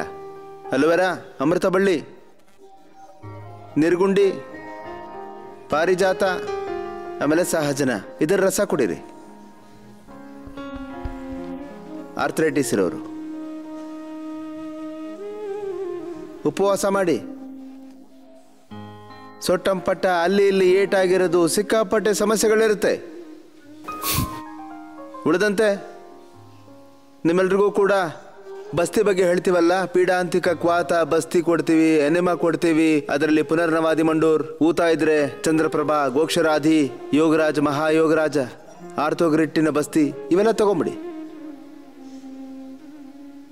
ನಾನು 99% ಯಾರಿಗೆ ಕಾರ್ಟಿಲೆಜ್ಜು ಸೌದು ಹೋಗಿದೆಯೋ ಅಂಥವ್ರಿಗೆ ನಿಮಗೆ ಯಾವುದೇ ರೋಗ ಇರಲಿ ಅವೆಲ್ಲವೂ ದೂರ ಆಗಿಬಿಡುತ್ತೆ.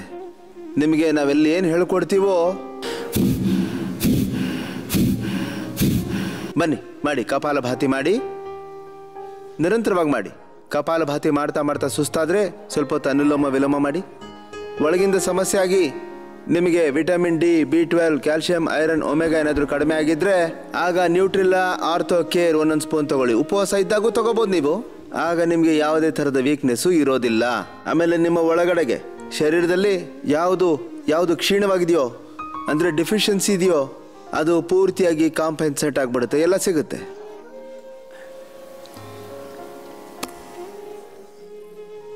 ಬನ್ನಿ, ನಮ್ಮ ಹೆಣ್ಮಕ್ಕಳು ತುಂಬ ಚೆನ್ನಾಗಿ ಯೋಗ ಮಾಡಿದ್ದಾರೆ.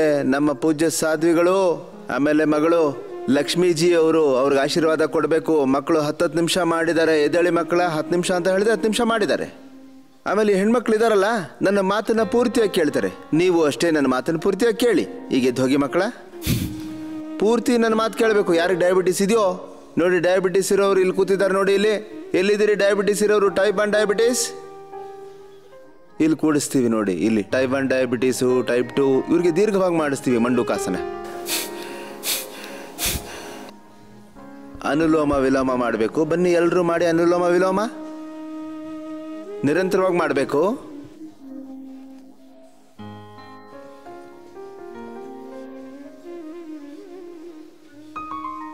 ಬನ್ನಿ ಚಂದ್ರಮೋಹನ್ ಜಿ, ಇಲ್ಲಿ ಬನ್ನಿ. ಪೂಜ್ಯ ಸ್ವಾಮಿ ಪರಮಾರ್ಥ ದೇವ್ಜಿಯವರು ಬರಬೇಕು ಇಲ್ಲಿ. ಅನುಲೋಮ ವಿಲೋಮ ಮಾಡಿ, ದೀರ್ಘವಾಗಿ ಮಾಡಬೇಕು ಅನುಲೋಮ ವಿಲೋಮ. ನೀವು ಯೋಗದಿಂದ ಬಲಶಾಲಿಗಳಾಗ್ತೀರಾ, ಪ್ರಜ್ಞಾವಂತರಾಗ್ತೀರಿ, ಚೈತನ್ಯ ನಿಮಗೆ ಸಿಗುತ್ತೆ. ಯೋಗವನ್ನು ಮಾಡ್ತಾ ಮಾಡ್ತಾ ಪ್ರಭುವಿನಲ್ಲಿ ನೀವು ಲೀನರಾಗ್ಬಿಡ್ತೀರಿ, ಪ್ರಜ್ಞಾವಂತರಾಗ್ತೀರಿ. ಯೋಗ ತತ್ವ ನಿಮ್ಮಲ್ಲಿ ಎಷ್ಟು ಗಂಭೀರವಾಗಿ ನೆಲೆಯೂರುತ್ತೆ ಅಂದರೆ ಎಲ್ಲರೂ ಸ್ವಲ್ಪ ಕೇಳಿಸ್ಕೊಳ್ಳಿ. ತಾತ್ಕಾಲಿಕ ರೂಪದಲ್ಲಿ ನೀವು ತಕ್ಷಣ ಸರಿ ಹೋಗ್ಬಿಡ್ತೀರಿ. ಬನ್ನಿ ಅನುಲೋಮ ವಿಲೋಮ ಮಾಡಿ.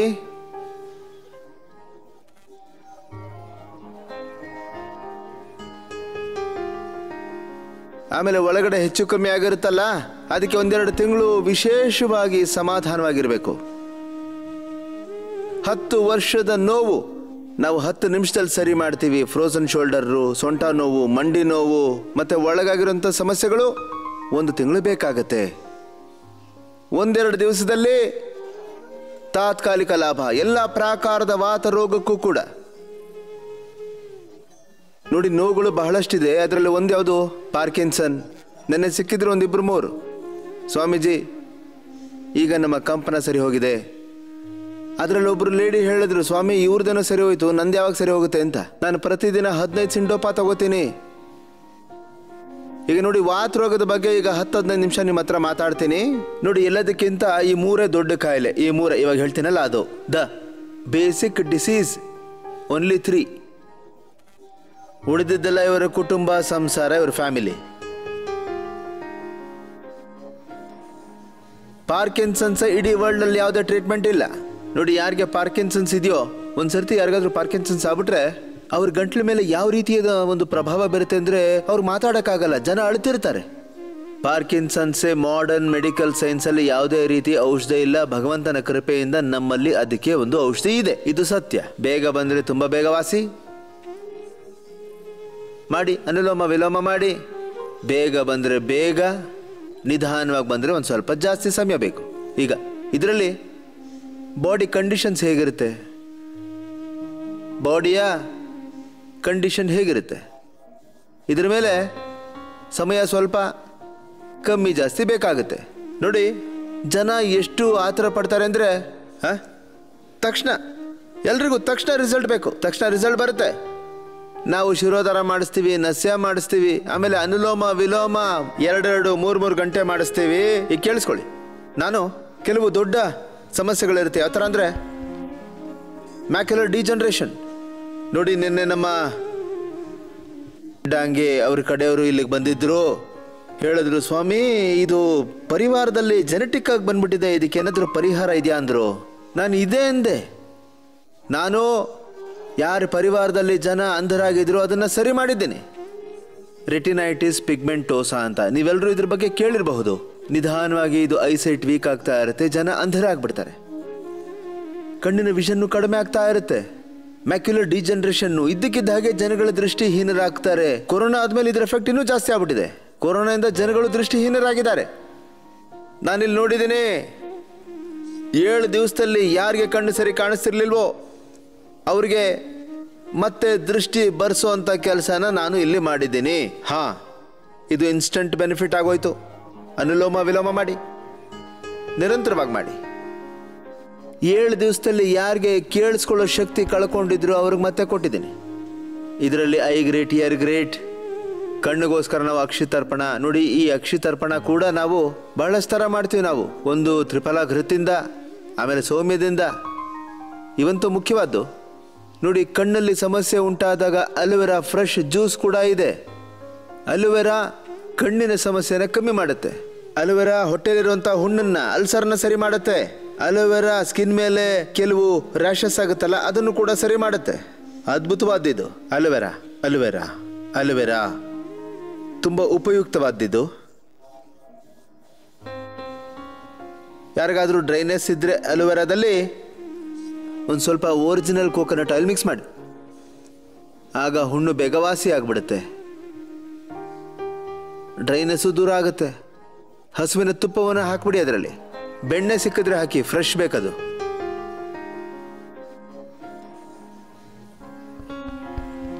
Instant benefit ಪಾರ್ಕಿನ್ಸನ್ಸ್ಗೆ.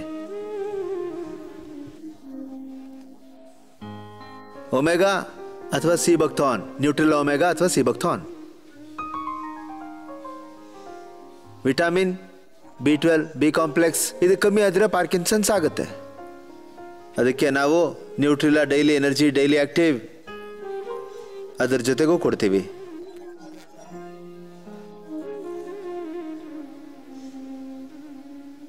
ನ್ಯೂರೋಗ್ರಿಟ್ ಕೊಡ್ತೀವಿ. ಮೇಧಾವಟಿ ಮೆಮೊರಿಗ್ರಿಟ್ನ ಕೊಡ್ತೀವಿ. ಕೆಲವ್ರು ಖಾಲಿ ಹೊಟ್ಟೆಲಿ ಕೊಡ್ತೀವಿ, ಕೆಲವ್ರಿಗೆ ಊಟ ಆದಮೇಲೆ. ಮೆಮೊರಿಗ್ರಿಟ್ ಖಾಲಿ ಹೊಟ್ಟೆನಲ್ಲಿ. ಆಮೇಲೆ ಈ omega daily active, daily energy ಊಟ ಆದಮೇಲೆ ಕೊಡ್ತೀವಿ. ಆಮೇಲೆ ಶಿರೋಧಾರವನ್ನು ಮಾಡಿಸ್ತೀವಿ, ನಸ್ಯ ಮಾಡಿಸ್ತೀವಿ, ಬಾದಾಮ್ ರೋಗನ ಅಥವಾ ಹಸುವಿನ ತುಪ್ಪದಿಂದ. ಆಮೇಲೆ ಶರೀರವನ್ನು ಡಿಟಾಕ್ಸ್ ಮಾಡಿಬಿಡ್ತೀವಿ. ನೋಡಿ, ಒಂದರಿಂದನೇ ಎಲ್ಲ ಆಗೋದಿಲ್ಲ. ಆಮೇಲೆ ಅವ್ರಿಗೆ ಬಸ್ತಿಯನ್ನು ಕೊಡ್ತೀವಿ. ನ್ಯೂರೋಗ್ರಿಟ್ ಬಸ್ತಿ ಕೊಡ್ತೀವಿ, ಇಮ್ಯುನೋಗ್ರಿಟ್ ಬಸ್ತಿ ಕೊಡ್ತೀವಿ, ನ್ಯೂರೋಗ್ರಿಟ್ ಇಮ್ಯುನೋಗ್ರಿಟ್ ಬಸ್ತಿನ ಕೊಡ್ತೀವಿ. ಇಮ್ಯುನೋಗ್ರಿಟ್ಟಿನ ಕ್ವಾತವನ್ನು ಮಾಡಿ ಅದರೊಳಗೆ ಏಕಾಂಗವೀರ ರಸ ಹಾಕ್ತೀವಿ. ಏಕಾಂಗವೀರ ರಸ ಇಲ್ಲಿ 1000 ವರ್ಷಗಳಿಂದ ಪಾರ್ಕಿನ್ಸನ್ಸ್ಗೆ ಉಪಯುಕ್ತ, ಸರಿಯಾಗ್ಬಿಡುತ್ತೆ. ಸಿಂಡೋಪ 20-30 ಮಾತ್ರೆ ತಗೋತಾ ಇದ್ರು, ಪ್ರತಿ 2-3 ಗಂಟೆಗೆ ಒಂದೊಂದು ತಗೋತಾ ಇದ್ರು. ಇಲ್ಲಾಂದ್ರೆ ಅವ್ರ ಶರೀರ ಹೀಗೆ ಅಲ್ಲಾಡ್ತಾ ಇತ್ತು. ಅದನ್ನು ಸರಿ ಮಾಡಿದ್ದೀನಿ ನಾನು. ಕೇವಲ ಒಂದರಿಂದ ಎಲ್ಲ ಆಗೋದಿಲ್ಲ, ಇದಕ್ಕೆ ಬಹಳಷ್ಟು ಪ್ರಯಾಸಗಳನ್ನು ಒಟ್ಟಿಗೆ ಮಾಡಬೇಕಾಗುತ್ತೆ. ಅನುಲೋಮ ವಿಲೋಮ ಜಾಸ್ತಿ ಮಾಡಿಸ್ತೀವಿ. ಡಿಮೆನ್ಷಿಯಾ, ಅಲ್ಝೈಮರ್, ಭಗವಂತನ ಕೃಪೆಯಿಂದ, ಭಗವತ್ ಕೃಪೆಯಿಂದ. ಆಮೇಲೆ ನಮ್ಮ ಪುರುಷಾರ್ಥ ಏನಿದೆ, ನಾವು ಪ್ರಯಾಸ ಮಾಡ್ತಾನೆ ಇರ್ತೀವಿ. ಡೌನ್ ಸಿಂಡ್ರೋಮ್, ಆಮೇಲೆ ಮೈನರ್ ಆಟಿಸಮ್.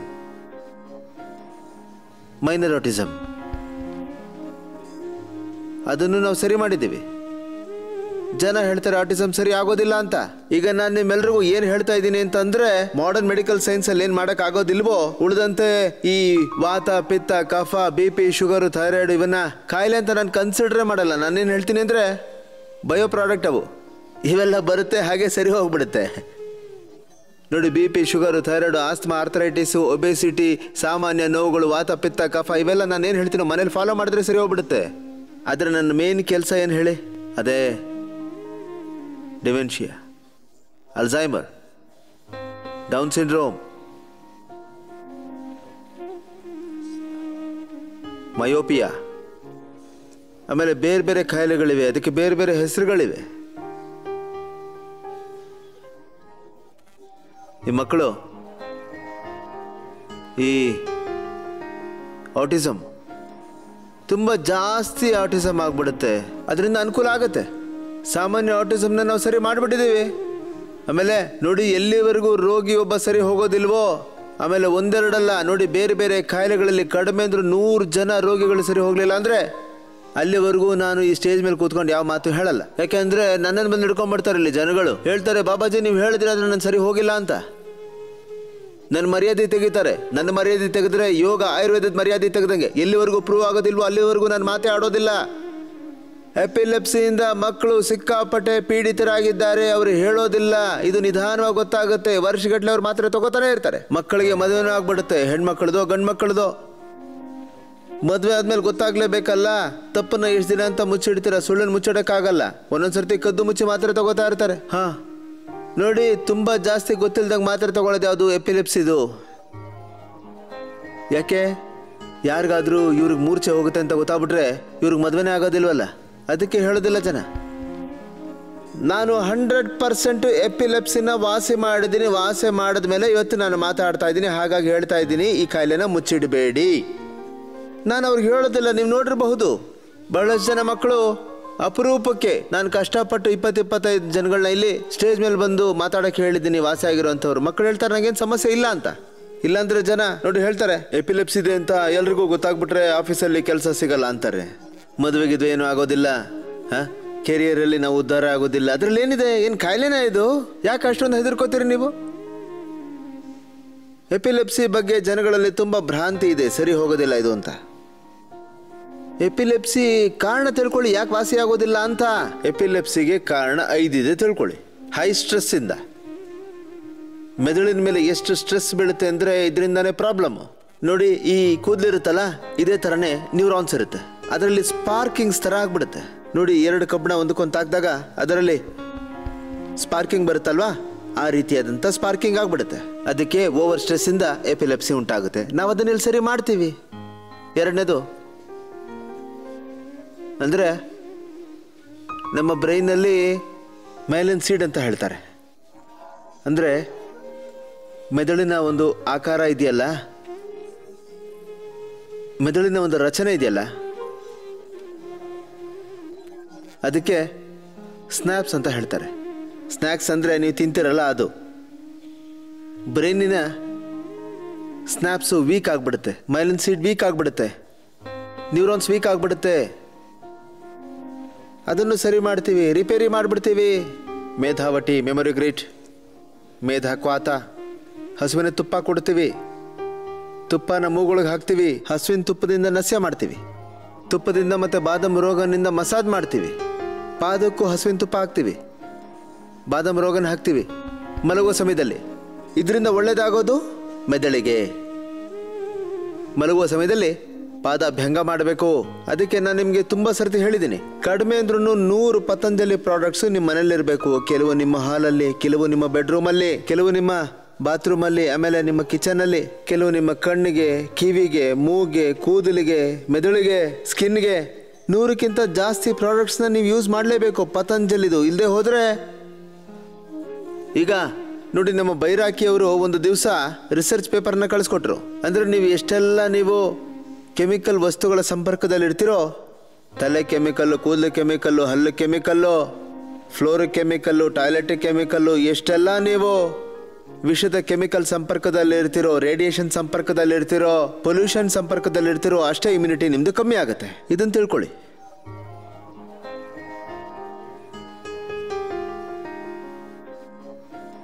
ನಾವು ಈ ಜೀವನೀಯ ಶಕ್ತಿಗಳು ಏನೇನಿದೆಯೋ ನಿಮ್ಮಲ್ಲಿ, ಅದನ್ನು ನಾವು ಬೂಸ್ಟ್ ಮಾಡ್ತೀವಿ. ಇಮ್ಯುನಿಟಿ ಅಂದರೆ ನೀವು ಅರ್ಥ ಮಾಡ್ಕೋಬೇಕು, ಮೂರ್ಖರು ನೀವು.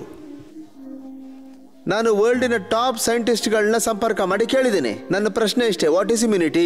What is the parameter of immunity? ಕೆಲವ್ರದ್ದು ಕಮ್ಮಿ ಇರುತ್ತೆ, ಕೆಲವ್ರದ್ದು ಜಾಸ್ತಿ ಇರುತ್ತೆ. ಪ್ಯಾರಾಮೀಟರ್ ಏನು ಅಂತ? ಅದಕ್ಕೆ ಪ್ಯಾರಾಮೀಟರ್ ಅಂದ್ರೆ ಏನು ಇಲ್ಲ ಅಂದರು.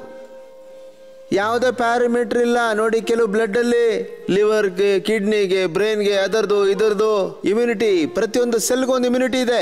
ಆಮೇಲೆ ಟೋಟಲ್ ಎನ್ಹ್ಯಾನ್ಸ್ ಆಗೋದು ಇಮ್ಯುನಿಟಿ ಯಾವುದರಿಂದ? ಯೋಗದಿಂದ, ಯಜ್ಞದಿಂದ, ಆಯುರ್ವೇದದಿಂದ, ವೇದ ಪಾಠದಿಂದ, ಗೀತ ಪಾಠದಿಂದ, ಪುರಾಣ ಪಾಠದಿಂದ, ರಾಮಚರಿತ್ರೆಯ ಮಾನಸ ಪಾಠದಿಂದ.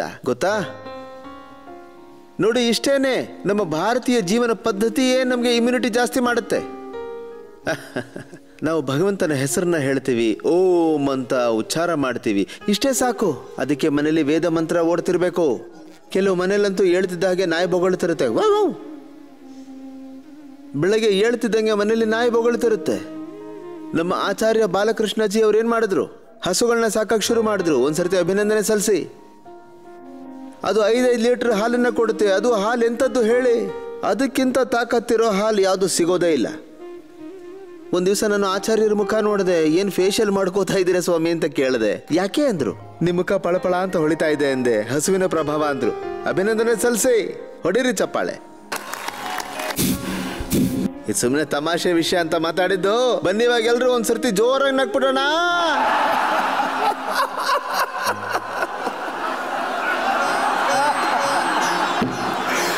ನಗೋದ್ರಿಂದ ಕಾಯಿಲೆಗಳು, ಎಪಿಲೆಪ್ಸಿ ದೂರ ಆಗ್ಬಿಡುತ್ತೆ. ಈ ಎಪಿಲೆಪ್ಸಿ ಔಷಧಿನಲ್ಲಿ ನಶೆ ಅನ್ನೋದು ಇದು ಬಿಡುತ್ತೆ. ಅದು ತಗೊಳ್ತಿದ್ದಂಗೆ ಜನ ಹೀಗಾಗ್ಬಿಡ್ತಾರೆ, ಸುಮ್ಮನೆ ಹೀಗೆ. ನೋಡಿ ಒಂದ್ಸರ್ತಿ ಜೋರಾಗಿ.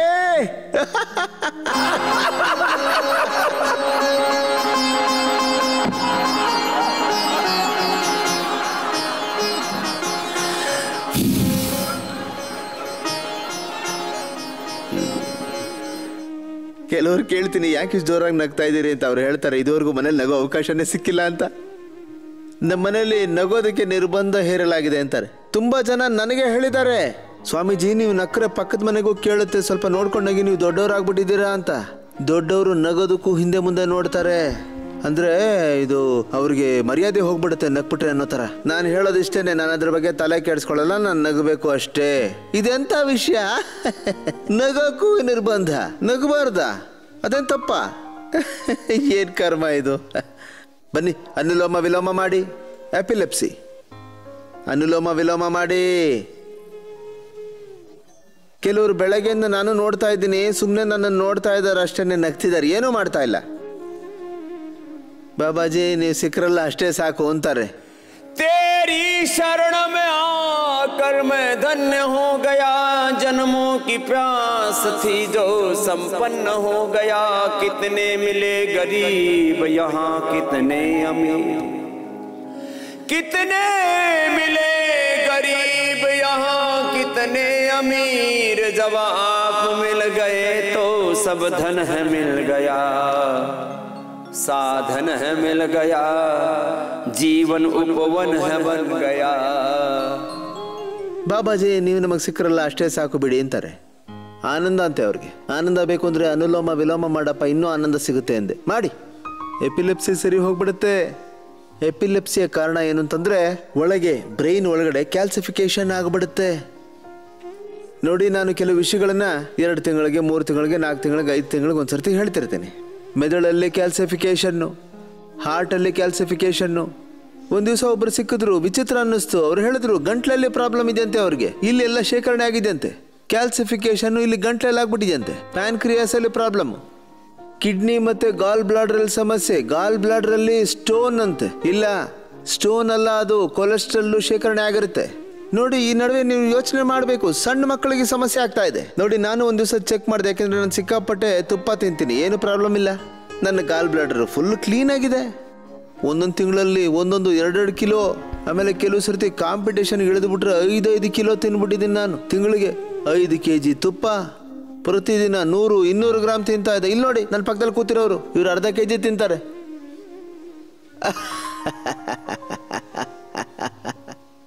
ನೋಡಿ, ಇವರು ಅರ್ಧ kg ತುಪ್ಪ ತಿಂದು 5,000 ದಂಡ ಹೊಡಿತಾರೆ. 1,000 ಪ್ರತಿದಿನ. ನೋಡಿ, ಇವರು ನಮ್ಮ ಪೈಲ್ವಾನ್ ಯುವಕ. ಇವ್ರಿಗಿಂತ ಇನ್ನೊಬ್ರು ಪೈಲ್ವಾನ್ ಇದ್ದಾರೆ, ಸೋಮೇಶ್ವರ. ಅವ್ರು 2 ಲೀಟರ್ ಹಾಲು ಕುಡಿತಾರೆ, ಅರ್ಧ kg ಬೆಣ್ಣೆ ತಿಂತಾರೆ.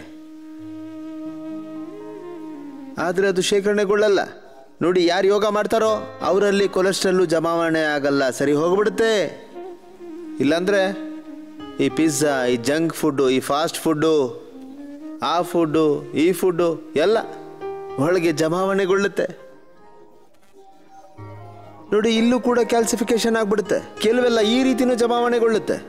ಪ್ರಾಣಾಯಾಮ. ಒಬ್ಬರು ಸಹೋದರಿ ಬಂದರು ನನ್ನ ಹತ್ರ, ಸ್ವಾಮೀಜಿ ನನಗೆ ತುಂಬಾ ಸಮಸ್ಯೆ ಆಗ್ಬಿಟ್ಟಿದೆ, ಕ್ಯಾಲ್ಸಿಫಿಕೇಶನ್ ಆಗ್ಬಿಟ್ಟಿದೆ, ಒಂದು ಹುಳ ಒಳಗೋಗ್ಬಿಟ್ಟಿತ್ತು. ನಾನು ಮಾಂಸಾಹಾರಿ ಅಲ್ಲ ಅಂದ್ರು. ನೋಡಿ, ಹಂದಿ ಮತ್ತೆ ಹಸಿರು ತರಕಾರಿಯಿಂದನೂ ಆಗುತ್ತಿವೆಲ್ಲ. ಹೂಕೋಸುಗಳಲ್ಲಿ, ಲಿಚಿಲಿ, ಹಸಿರು ಸೊಪ್ಪುಗಳಲ್ಲಿ ತುಂಬ ಸೂಕ್ಷ್ಮ ಜೀವಿಗಳಿರ್ತವೆ. ಅದು ಒಳಗೋಗ್ಬಿಡುತ್ತೆ. ಅದು ಸೀದಾ ಬ್ಲಡ್ಗೆ ಹೋಗ್ಬಿಡುತ್ತೆ. ಬ್ಲಡ್ ಇಂದ ಸೀದಾ ಮೆದುಳಿಗೆ ಹೋಗುತ್ತೆ. ಇಲ್ಲಿ ಅದ್ರ ಕೆಲಸ ಶುರು ಹಚ್ಕೊಳ್ಳುತ್ತೆ, ಮನೆ ಮಾಡ್ಕೊಳ್ಳುತ್ತೆ. ಅಂದ್ರೆ ಈ ಹಕ್ಕಿಗಳು ಮಾಡ್ಕೊಳ್ಳುತ್ತಲ್ಲ ಆ ಥರ. ಅಲ್ಲಿಂದ ಸಮಸ್ಯೆ ಶುರು ಆಗುತ್ತೆ. ಕೆಲವರು ಬ್ರೈನಲ್ಲಿ ಗಂಟುಗಳಾಗ್ಬಿಡುತ್ತೆ, ಸಿಸ್ಟ್, ಅದರಿಂದನೂ ಸಮಸ್ಯೆ ಉಂಟಾಗುತ್ತೆ. ಇವೆಲ್ಲದಕ್ಕೂ ಅಲ್ಲಿ ಒಳಗಿರುವಂಥ ಆ ಹುಳುವಿನ ಮನೆ ಹಾಳಾಗುತ್ತೆ, ಹುಳ ಹಾಳಾಗುತ್ತೆ. ಆಮೇಲೆ ಅದು ಕ್ಯಾಲ್ಸಿಫಿಕೇಶನ್ ಇದೆಯಲ್ಲ ಅದು ಕೂಡ ಹಾಳಾಗುತ್ತೆ. ನಾನು ಬ್ರೈನಿನ ಸಮಸ್ಯೆ ಮೇಧಕ್ವಾತನ ಕೊಡಿಸಿ ಹಾರ್ಟಿನ ಕ್ಯಾಲ್ಸಿಫಿಕೇಶನ್ಗೆ ಒಬ್ರಿದ್ರು ಕುಲವಂತ ಶಾಸ್ತ್ರಿಗಳು ಅಂತ. ಅವರು ಇಲ್ಲಿ ತುಂಬಾ ದಿವಸ ಇದ್ರು, ವಿಶ್ವವಿದ್ಯಾಲಯದಲ್ಲಿ ಸೇವೆ ಮಾಡಿದ್ರು. ನನ್ನ ಹಾರ್ಟ್ ಅಲ್ಲಿ ಕ್ಯಾಲ್ಸಿಯಂ ಜಮಾವಣೆ ಆಗಿದೆ ಅಂದ್ರು. ನಾನು ಯಾಕಪ್ಪ ಅಂದೆ. ದಿನಕ್ಕೆ 2 ಲೀಟರ್ ಹಾಲು ಕುಡಿತೀನಿ ಅಂದ್ರು. ಯೋಗ ಮಾಡಲ್ಲ, ಅದಕ್ಕೆ ಹಾಲೆಲ್ಲ ಅಲ್ಲೇ ಇದೆ ಅಂತ ಹೇಳಿದೆ. ಅದರಲ್ಲಿ ಕ್ಯಾಲ್ಸಿಯಂ, ಹಾರ್ಟಲ್ಲಿ ಕ್ಯಾಲ್ಸಿಫಿಕೇಶನ್ ಆಗಿದೆ. ಹಾರ್ಟಿನ ಕ್ಯಾಲ್ಸಿಫಿಕೇಶನ್ ಸರಿ ಮಾಡಿದ್ದೀನಿ ನಾನು. ಒಬ್ಬರು ಗುಜರಾತಿಂದ ಒಬ್ರು ಬಾಲಕ ಬಂದಿದ್ರು. ಅವ್ರ ತಾಯಿಗೆ ಹಾರ್ಟಲ್ಲಿ ಕ್ಯಾಲ್ಸಿಫಿಕೇಶನ್ ಆಗಿತ್ತಂತೆ. ಅರ್ಜುನ್ ಕೆ ಚಾಲ್ ದಾಲ್ಚಿನ್ನಿ ಕುಡಿದ್ಬಿಟ್ರು, ಕ್ಯಾಲ್ಸಿಯಂ ಡೈಲ್ಯೂಟ್ ಆಗೋಯ್ತು. ಹಾರ್ಟಲ್ಲಿ ಕ್ಯಾಲ್ಸಿಫಿಕೇಶನ್ ಇರ್ಬೋದು, ಹಾರ್ಟ್ ಬ್ಲಾಕೇಜ್ ಇರ್ಬೋದು, ಹಾರ್ಟ್ ಎನ್ಲಾರ್ಜ್ ಆಗಿರ್ಬೋದು, ಇಂಜೆಕ್ಷನ್ ಫ್ರಾಕ್ಷನ್ ಕಮ್ಮಿ ಆಗಿರ್ಬೋದು, ಹಾರ್ಟ್ ಎನ್ಲಾರ್ಜ್ ಆಗಿರ್ಬೋದು. ನೋಡಿ, ಇವೆಲ್ಲವನ್ನು ನಾನು ನಿಮ್ಗೇನು ಹೇಳ್ತಾ ಇದ್ದೀನೋ, ಸ್ವಾಮಿ ರಾಮದೇವ್ ಒಬ್ಬ ವ್ಯಕ್ತಿಯಾಗಿ ಹೇಳ್ತಾ ಇಲ್ಲ. ಸ್ವಾಮಿ ರಾಮದೇವ್ ಒಂದು ಮಾಧ್ಯಮದ ಮುಖಾಂತರ ಸನಾತನ ಧರ್ಮ ಸಂಸ್ಕೃತಿಯ ಉದ್ಘೋಷ ಹೇಳ್ತಾ ಇದೆ. 30 ವರ್ಷದ ಅನುಭವದಿಂದ ನಾನು ಹೇಳ್ತಾ ಇದ್ದೀನಿ. ಸುಮ್ಮನೆ ಬಾಯಿಗೆ ಬಂದಿದ್ದು ಹೇಳ್ತಾ ಇಲ್ಲ. ಯೋಗಾಭ್ಯಾಸ ಮಾಡಿಸಿದ್ದೀನಲ್ಲ, ರಿಸರ್ಚ್ ಮಾಡಿದ್ದೀನಲ್ಲ, ಅದು ಹೇಳ್ತಾ ಇದೆ.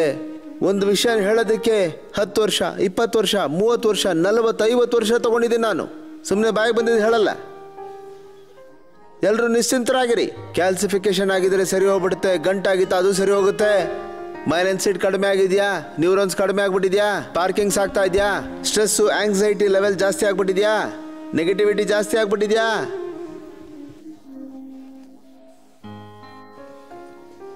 100% ಎಪಿಲೆಪ್ಸಿ, 100% ಡಿಮೆನ್ಷಿಯಾ, 100% ಪಾರ್ಕಿನ್ಸನ್ಸ್, ಆಮೇಲೆ ಮೆಮೊರಿ ಲಾಸ್. ನೋಡಿ, ಮೆದುಳು ಬಹಳಷ್ಟು ಸಮಯದವರೆಗೂ ಒಂದು ನ್ಯೂನತೆ ಒಳಗಿರುತ್ತಲ್ಲ. ನ್ಯೂನತೆ ಅಂದ್ರೆ ಗೊತ್ತಾ? ನ್ಯೂನತೆ ಅದು ಹೇಗಿರುತ್ತೆ ಅಂತಂದ್ರೆ, ಪತಿಯ ಬಗ್ಗೆ, ಪತ್ನಿಯ ಬಗ್ಗೆ, ಮಕ್ಕಳ ಬಗ್ಗೆ, ಧರ್ಮದ ಬಗ್ಗೆ, ಭಗವಂತನ ಬಗ್ಗೆ, ಕರ್ಮದ ಬಗ್ಗೆ ಗೊತ್ತಿಲ್ಲ. ಒಟ್ಟು ಒಂಥರ ನ್ಯೂನತೆ. ಮಾಡಿ ಎಲ್ಲರೂ ಅನುಲೋಮ ವಿಲೋಮ ಮಾಡಿ. ಅಮ್ಮ ಮಾಡಮ್ಮ, ನಾನು ನೋಡ್ಕೊಂಡಿದ್ಬಿಟ್ರೆ ಹೆಂಗೆ? ನೋಡ್ತಾ ಇದ್ರೆ ಆಗಲ್ಲಮ್ಮ, ಮಾಡ್ತಾ ಇರಿ. ಈಗ ಹಾರ್ಟ್ಗೋಸ್ಕರ ಜನ 5-5 ಲಕ್ಷ ಖರ್ಚು ಮಾಡ್ತಾ ಇದ್ದಾರೆ, 10 ಲಕ್ಷ ಖರ್ಚು ಮಾಡ್ತಾರೆ. ಪ್ರತಿ ತಿಂಗಳು 5-10 ಸಾವಿರ ರೂಪಾಯಿ ಔಷಧಿ. ಕಡಿಮೆ ಅಂದ್ರೂ ಜೀವನದಲ್ಲಿ ಇದಕ್ಕೋಸ್ಕರ 20-25 ಲಕ್ಷ ರೂಪಾಯಿ ಖರ್ಚು ಮಾಡ್ತಾರೆ. 20-25 ವರ್ಷ ಕಷ್ಟಪಟ್ಟು 25 ಇಯರ್ಸ್ಗೆ ಸಂಪಾದನೆ ಶುರು ಮಾಡ್ತಾರೆ. 50-60 ವರ್ಷದವರೆಗೂ ದುಡಿತಾರೆ. ಆಮೇಲೆ ದುಡಿದಿದ್ದನ್ನೆಲ್ಲ 60 ವರ್ಷ ಆದಮೇಲೆ ಖಾಲಿ ಮಾಡಿಬಿಡ್ತಾರೆ. ಇದಂಥ ಜೀವನ ಇದು. ಮಕ್ಕಳಿಗೋಸ್ಕರ ಏನು ಮಾಡಿ ಇಟ್ಟಿಲ್ಲ. ಕೆಲವರಂತೂ ಮಕ್ಕಳ ಮೇಲೆ ಇನ್ನಷ್ಟು ಭಾರ ಹೊರಿಸಿ ಹೋಗ್ಬಿಡ್ತಾರೆ. ಹಾಗಾಗಿ ಕೆಲವರು ಹೇಳ್ತಾರೆ, ನನಗೆ ವಯಸ್ಸಾಗೋಯ್ತು, ಸೇವಿಂಗ್ ಮಾಡಿದ್ದನ್ನೆಲ್ಲ ಖರ್ಚು ಮಾಡಿಬಿಡ್ತೀನಿ ಅಂತ. ವಯಸ್ಸಾದವರು ಯಾರಿಗೂ ಭಾರ ಆಗಿರಬಾರ್ದು. ಅವ್ರನ್ನ ಯಾರು ಭಾರ ಅಂತ ಅನ್ಕೋಬಾರ್ದು. ಅವರು ನಮಗೆ ಮಾರ್ಗದರ್ಶಕರು. ಅಂಥವ್ರಿಗೆ ನಾನು ಒಳ್ಳೇದು ಮಾಡಿದ್ದೀನಿ. ಆಮೇಲೆ ಹಾರ್ಟಲ್ಲಿ ಯಾರಿಗೆ ಕ್ಯಾಲ್ಸಿಫಿಕೇಶನ್ ಆಗಿದೆಯೋ, ಹಾರ್ಟಲ್ಲಿ ಯಾರಿಗೆ ಬ್ಲಾಕೇಜ್ ಆಗಿದೆಯೋ, ಯಾರಿಗೆ ಇಂಜೆಕ್ಷನ್ ಫ್ರಾಕ್ಷನ್ ಕಮ್ಮಿ ಆಗ್ಬಿಟ್ಟಿದೆಯೋ, ಪೇಸ್ ಮೇಕರ್ ಯಾರಿಗೆ ಹಾಕಬೇಕು ಅಂತ ಇದ್ದಾರೋ, ಬೈಪಾಸು ಆಂಜಿಯೋಪ್ಲಾಸ್ಟ್ ಯಾರಿಗೆ ಮಾಡಬೇಕು ಅಂತ ಇದ್ದಾರೋ, ಕೆಲವ್ರಿಗೆ ಹಾರ್ಟ್ ಎನ್ಲಾರ್ಜ್ ಆಗಿದೆ, ಕೆಲವ್ರಿಗೆ ಹಾರ್ಟ್ ಹಾಗೇನೆ ವೀಕ್ ಆಗಿದೆ. ಸಣ್ಣ ವಿಷಯಕ್ಕೆ ಜನ ಸಿಕ್ಕಾಪಟ್ಟೆ ಟೆನ್ಷನ್ ಮಾಡ್ಕೋತಾರೆ. ಕಾರ್ಡಿಯಾಕ್ ಅರೆಸ್ಟ್ ಇದಕ್ಕೆ ಆಗ್ತಾ ಇರೋದು. ಈ ನಡುವೆ ಇವೆಲ್ಲ ತುಂಬಾ ಆಗ್ತಾ ಇದೆ. ಜನಗಳ ಹಾರ್ಟ್ ವೀಕ್ ಆಗ್ಬಿಟ್ಟಿದೆ. ಅನುಲೋಮ ವಿಲೋಮ ಮಾಡ್ತಾ ಇರಿ. ಇಲ್ಲಂತೂ ಹೃದಯ ಬಸ್ತಿನ ಮಾಡಿಸ್ತೀವಿ. ಹೃದಯ ಬಸ್ತಿ ಮೇಲಿಂದ ಮಾಡ್ತೀವಿ, ಕೆಲವು ಸರ್ತಿ NS ಇಂದನೂ ಮಾಡ್ತೀವಿ. ಆಮೇಲೆ ಹಾರ್ಟ್ ಒಳಗೆ ಬೇರೆ ಬೇರೆ ಪ್ರಕಾರದ ಆಕ್ಯುಪಂಚರ್ ಮಾಡಿಸ್ತೀವಿ. ಅದರಿಂದ ಹಾರ್ಟು ಆಕ್ಟಿವೇಟ್ ಆಗುತ್ತೆ. ಕಪಾಲಭಾತಿ ಮಾಡಿಸ್ತಾ ಹಾರ್ಟಿನ ಪಾಯಿಂಟನ್ನು ಒತ್ತಿಸ್ತೀವಿ. ಕೆಲವೆಲ್ಲ ಯಾವ ಥರ ಇದೆ ಅಂತಂದರೆ, ಅದು ತುಂಬ ನೋಡಿ, ಇದು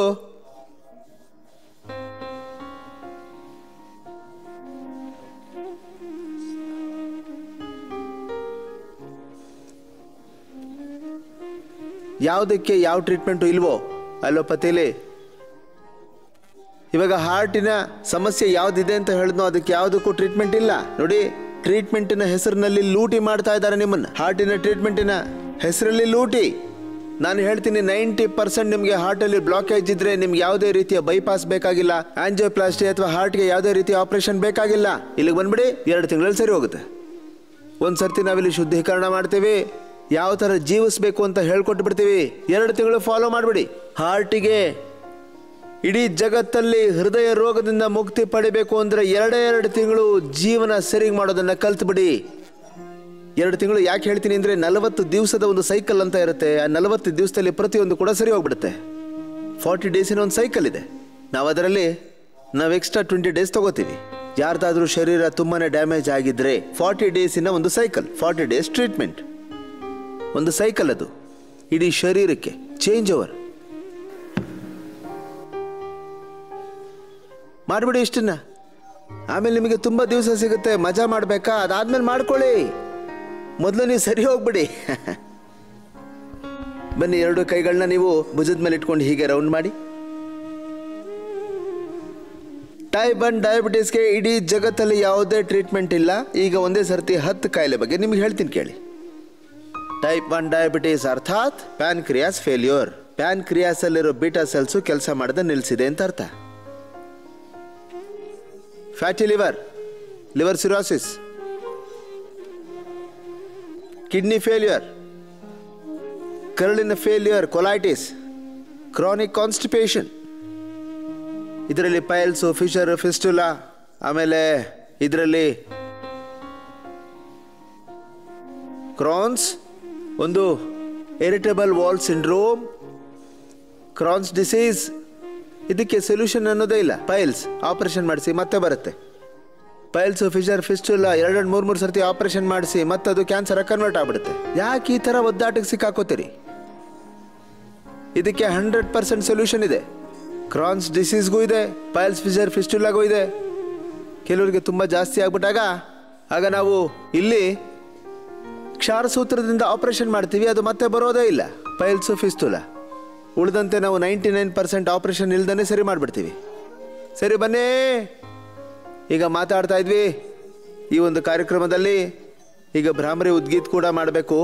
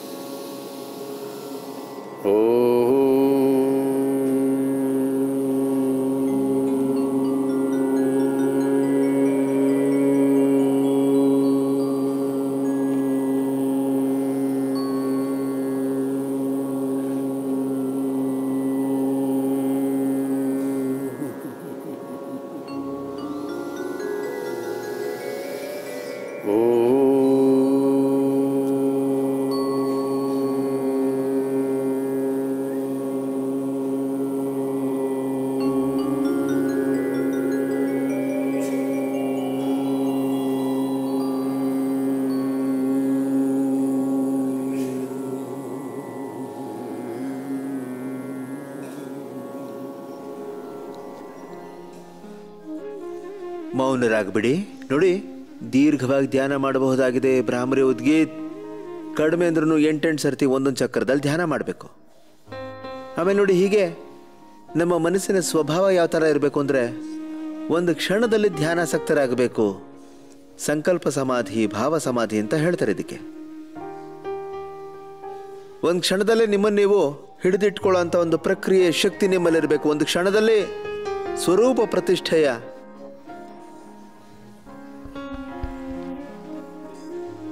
ಆತ್ಮಸ್ಮೃತಿಯಲ್ಲಿ ಜೀವಿಸಬೇಕು.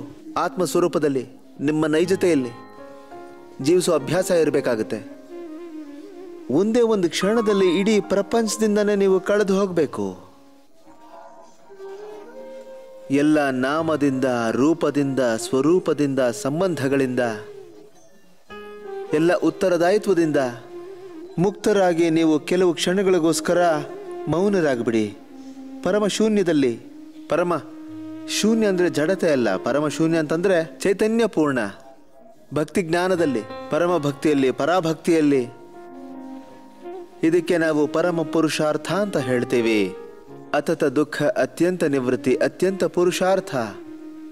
ಹೀಗೆ ನಿಮ್ಮ ಸ್ವರೂಪದಲ್ಲಿ ಪ್ರತಿಷ್ಠಾಪಿತರಾಗಿ ಯಾವಾಗ ನೀವು ಜೀವಿಸ್ತಿರೋ, ಆಮೇಲೆ 1, 2, 5 ನಿಮಿಷದವರೆಗೂ ನೀವು ಧ್ಯಾನ ಮಾಡೋದಕ್ಕೆ ಶುರು ಮಾಡಿ ದೀರ್ಘವಾಗಿ ಮಾಡುವಂಥ ಅಭ್ಯಾಸ ಮಾಡ್ಕೊಂಬಿಟ್ರೆ, ಆಗ ಈ ಪಿಂಡ ಮತ್ತು ಬ್ರಹ್ಮಾಂಡದ ಈ ಒಂದು ಅನಿರ್ದಿಷ್ಟ, ಅವ್ಯಪದೇಶ್ಯ, ಅವ್ಯಕ್ತ, ಅಮೂರ್ತ ಯಾವ ಒಂದು ಇನ್ವಿಸಿಬಲ್ ಪವರ್ಸ್ ಇದೆಯೋ, ಇನ್ವಿಸಿಬಲ್ ಟ್ರೂತ್ ಏನಿದೆಯೋ ಅದರ ಜೊತೆಗೆ, ಅದೃಷ್ಟದ ಜೊತೆಗೆ ಅಮೂರ್ತ ನಿರ್ಗುಣ ನಿರಾಕಾರ ಪರಾತ್ಪರ ಬ್ರಹ್ಮನ ಜೊತೆಗೆ ನಾವು ಲೀನವಾಗಿಬಿಡ್ತೀವಿ.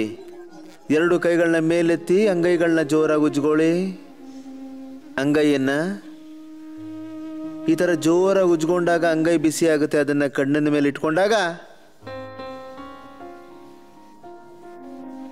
ಆಗ ಕಣ್ಣಿನ ಜ್ಯೋತಿ ಪ್ರಜ್ವಲಿಸುತ್ತೆ, ನಿಮ್ಮ ಮುಖದಲ್ಲಿ ಕಾಂತಿ ಹೊಮ್ಮತ್ತೆ.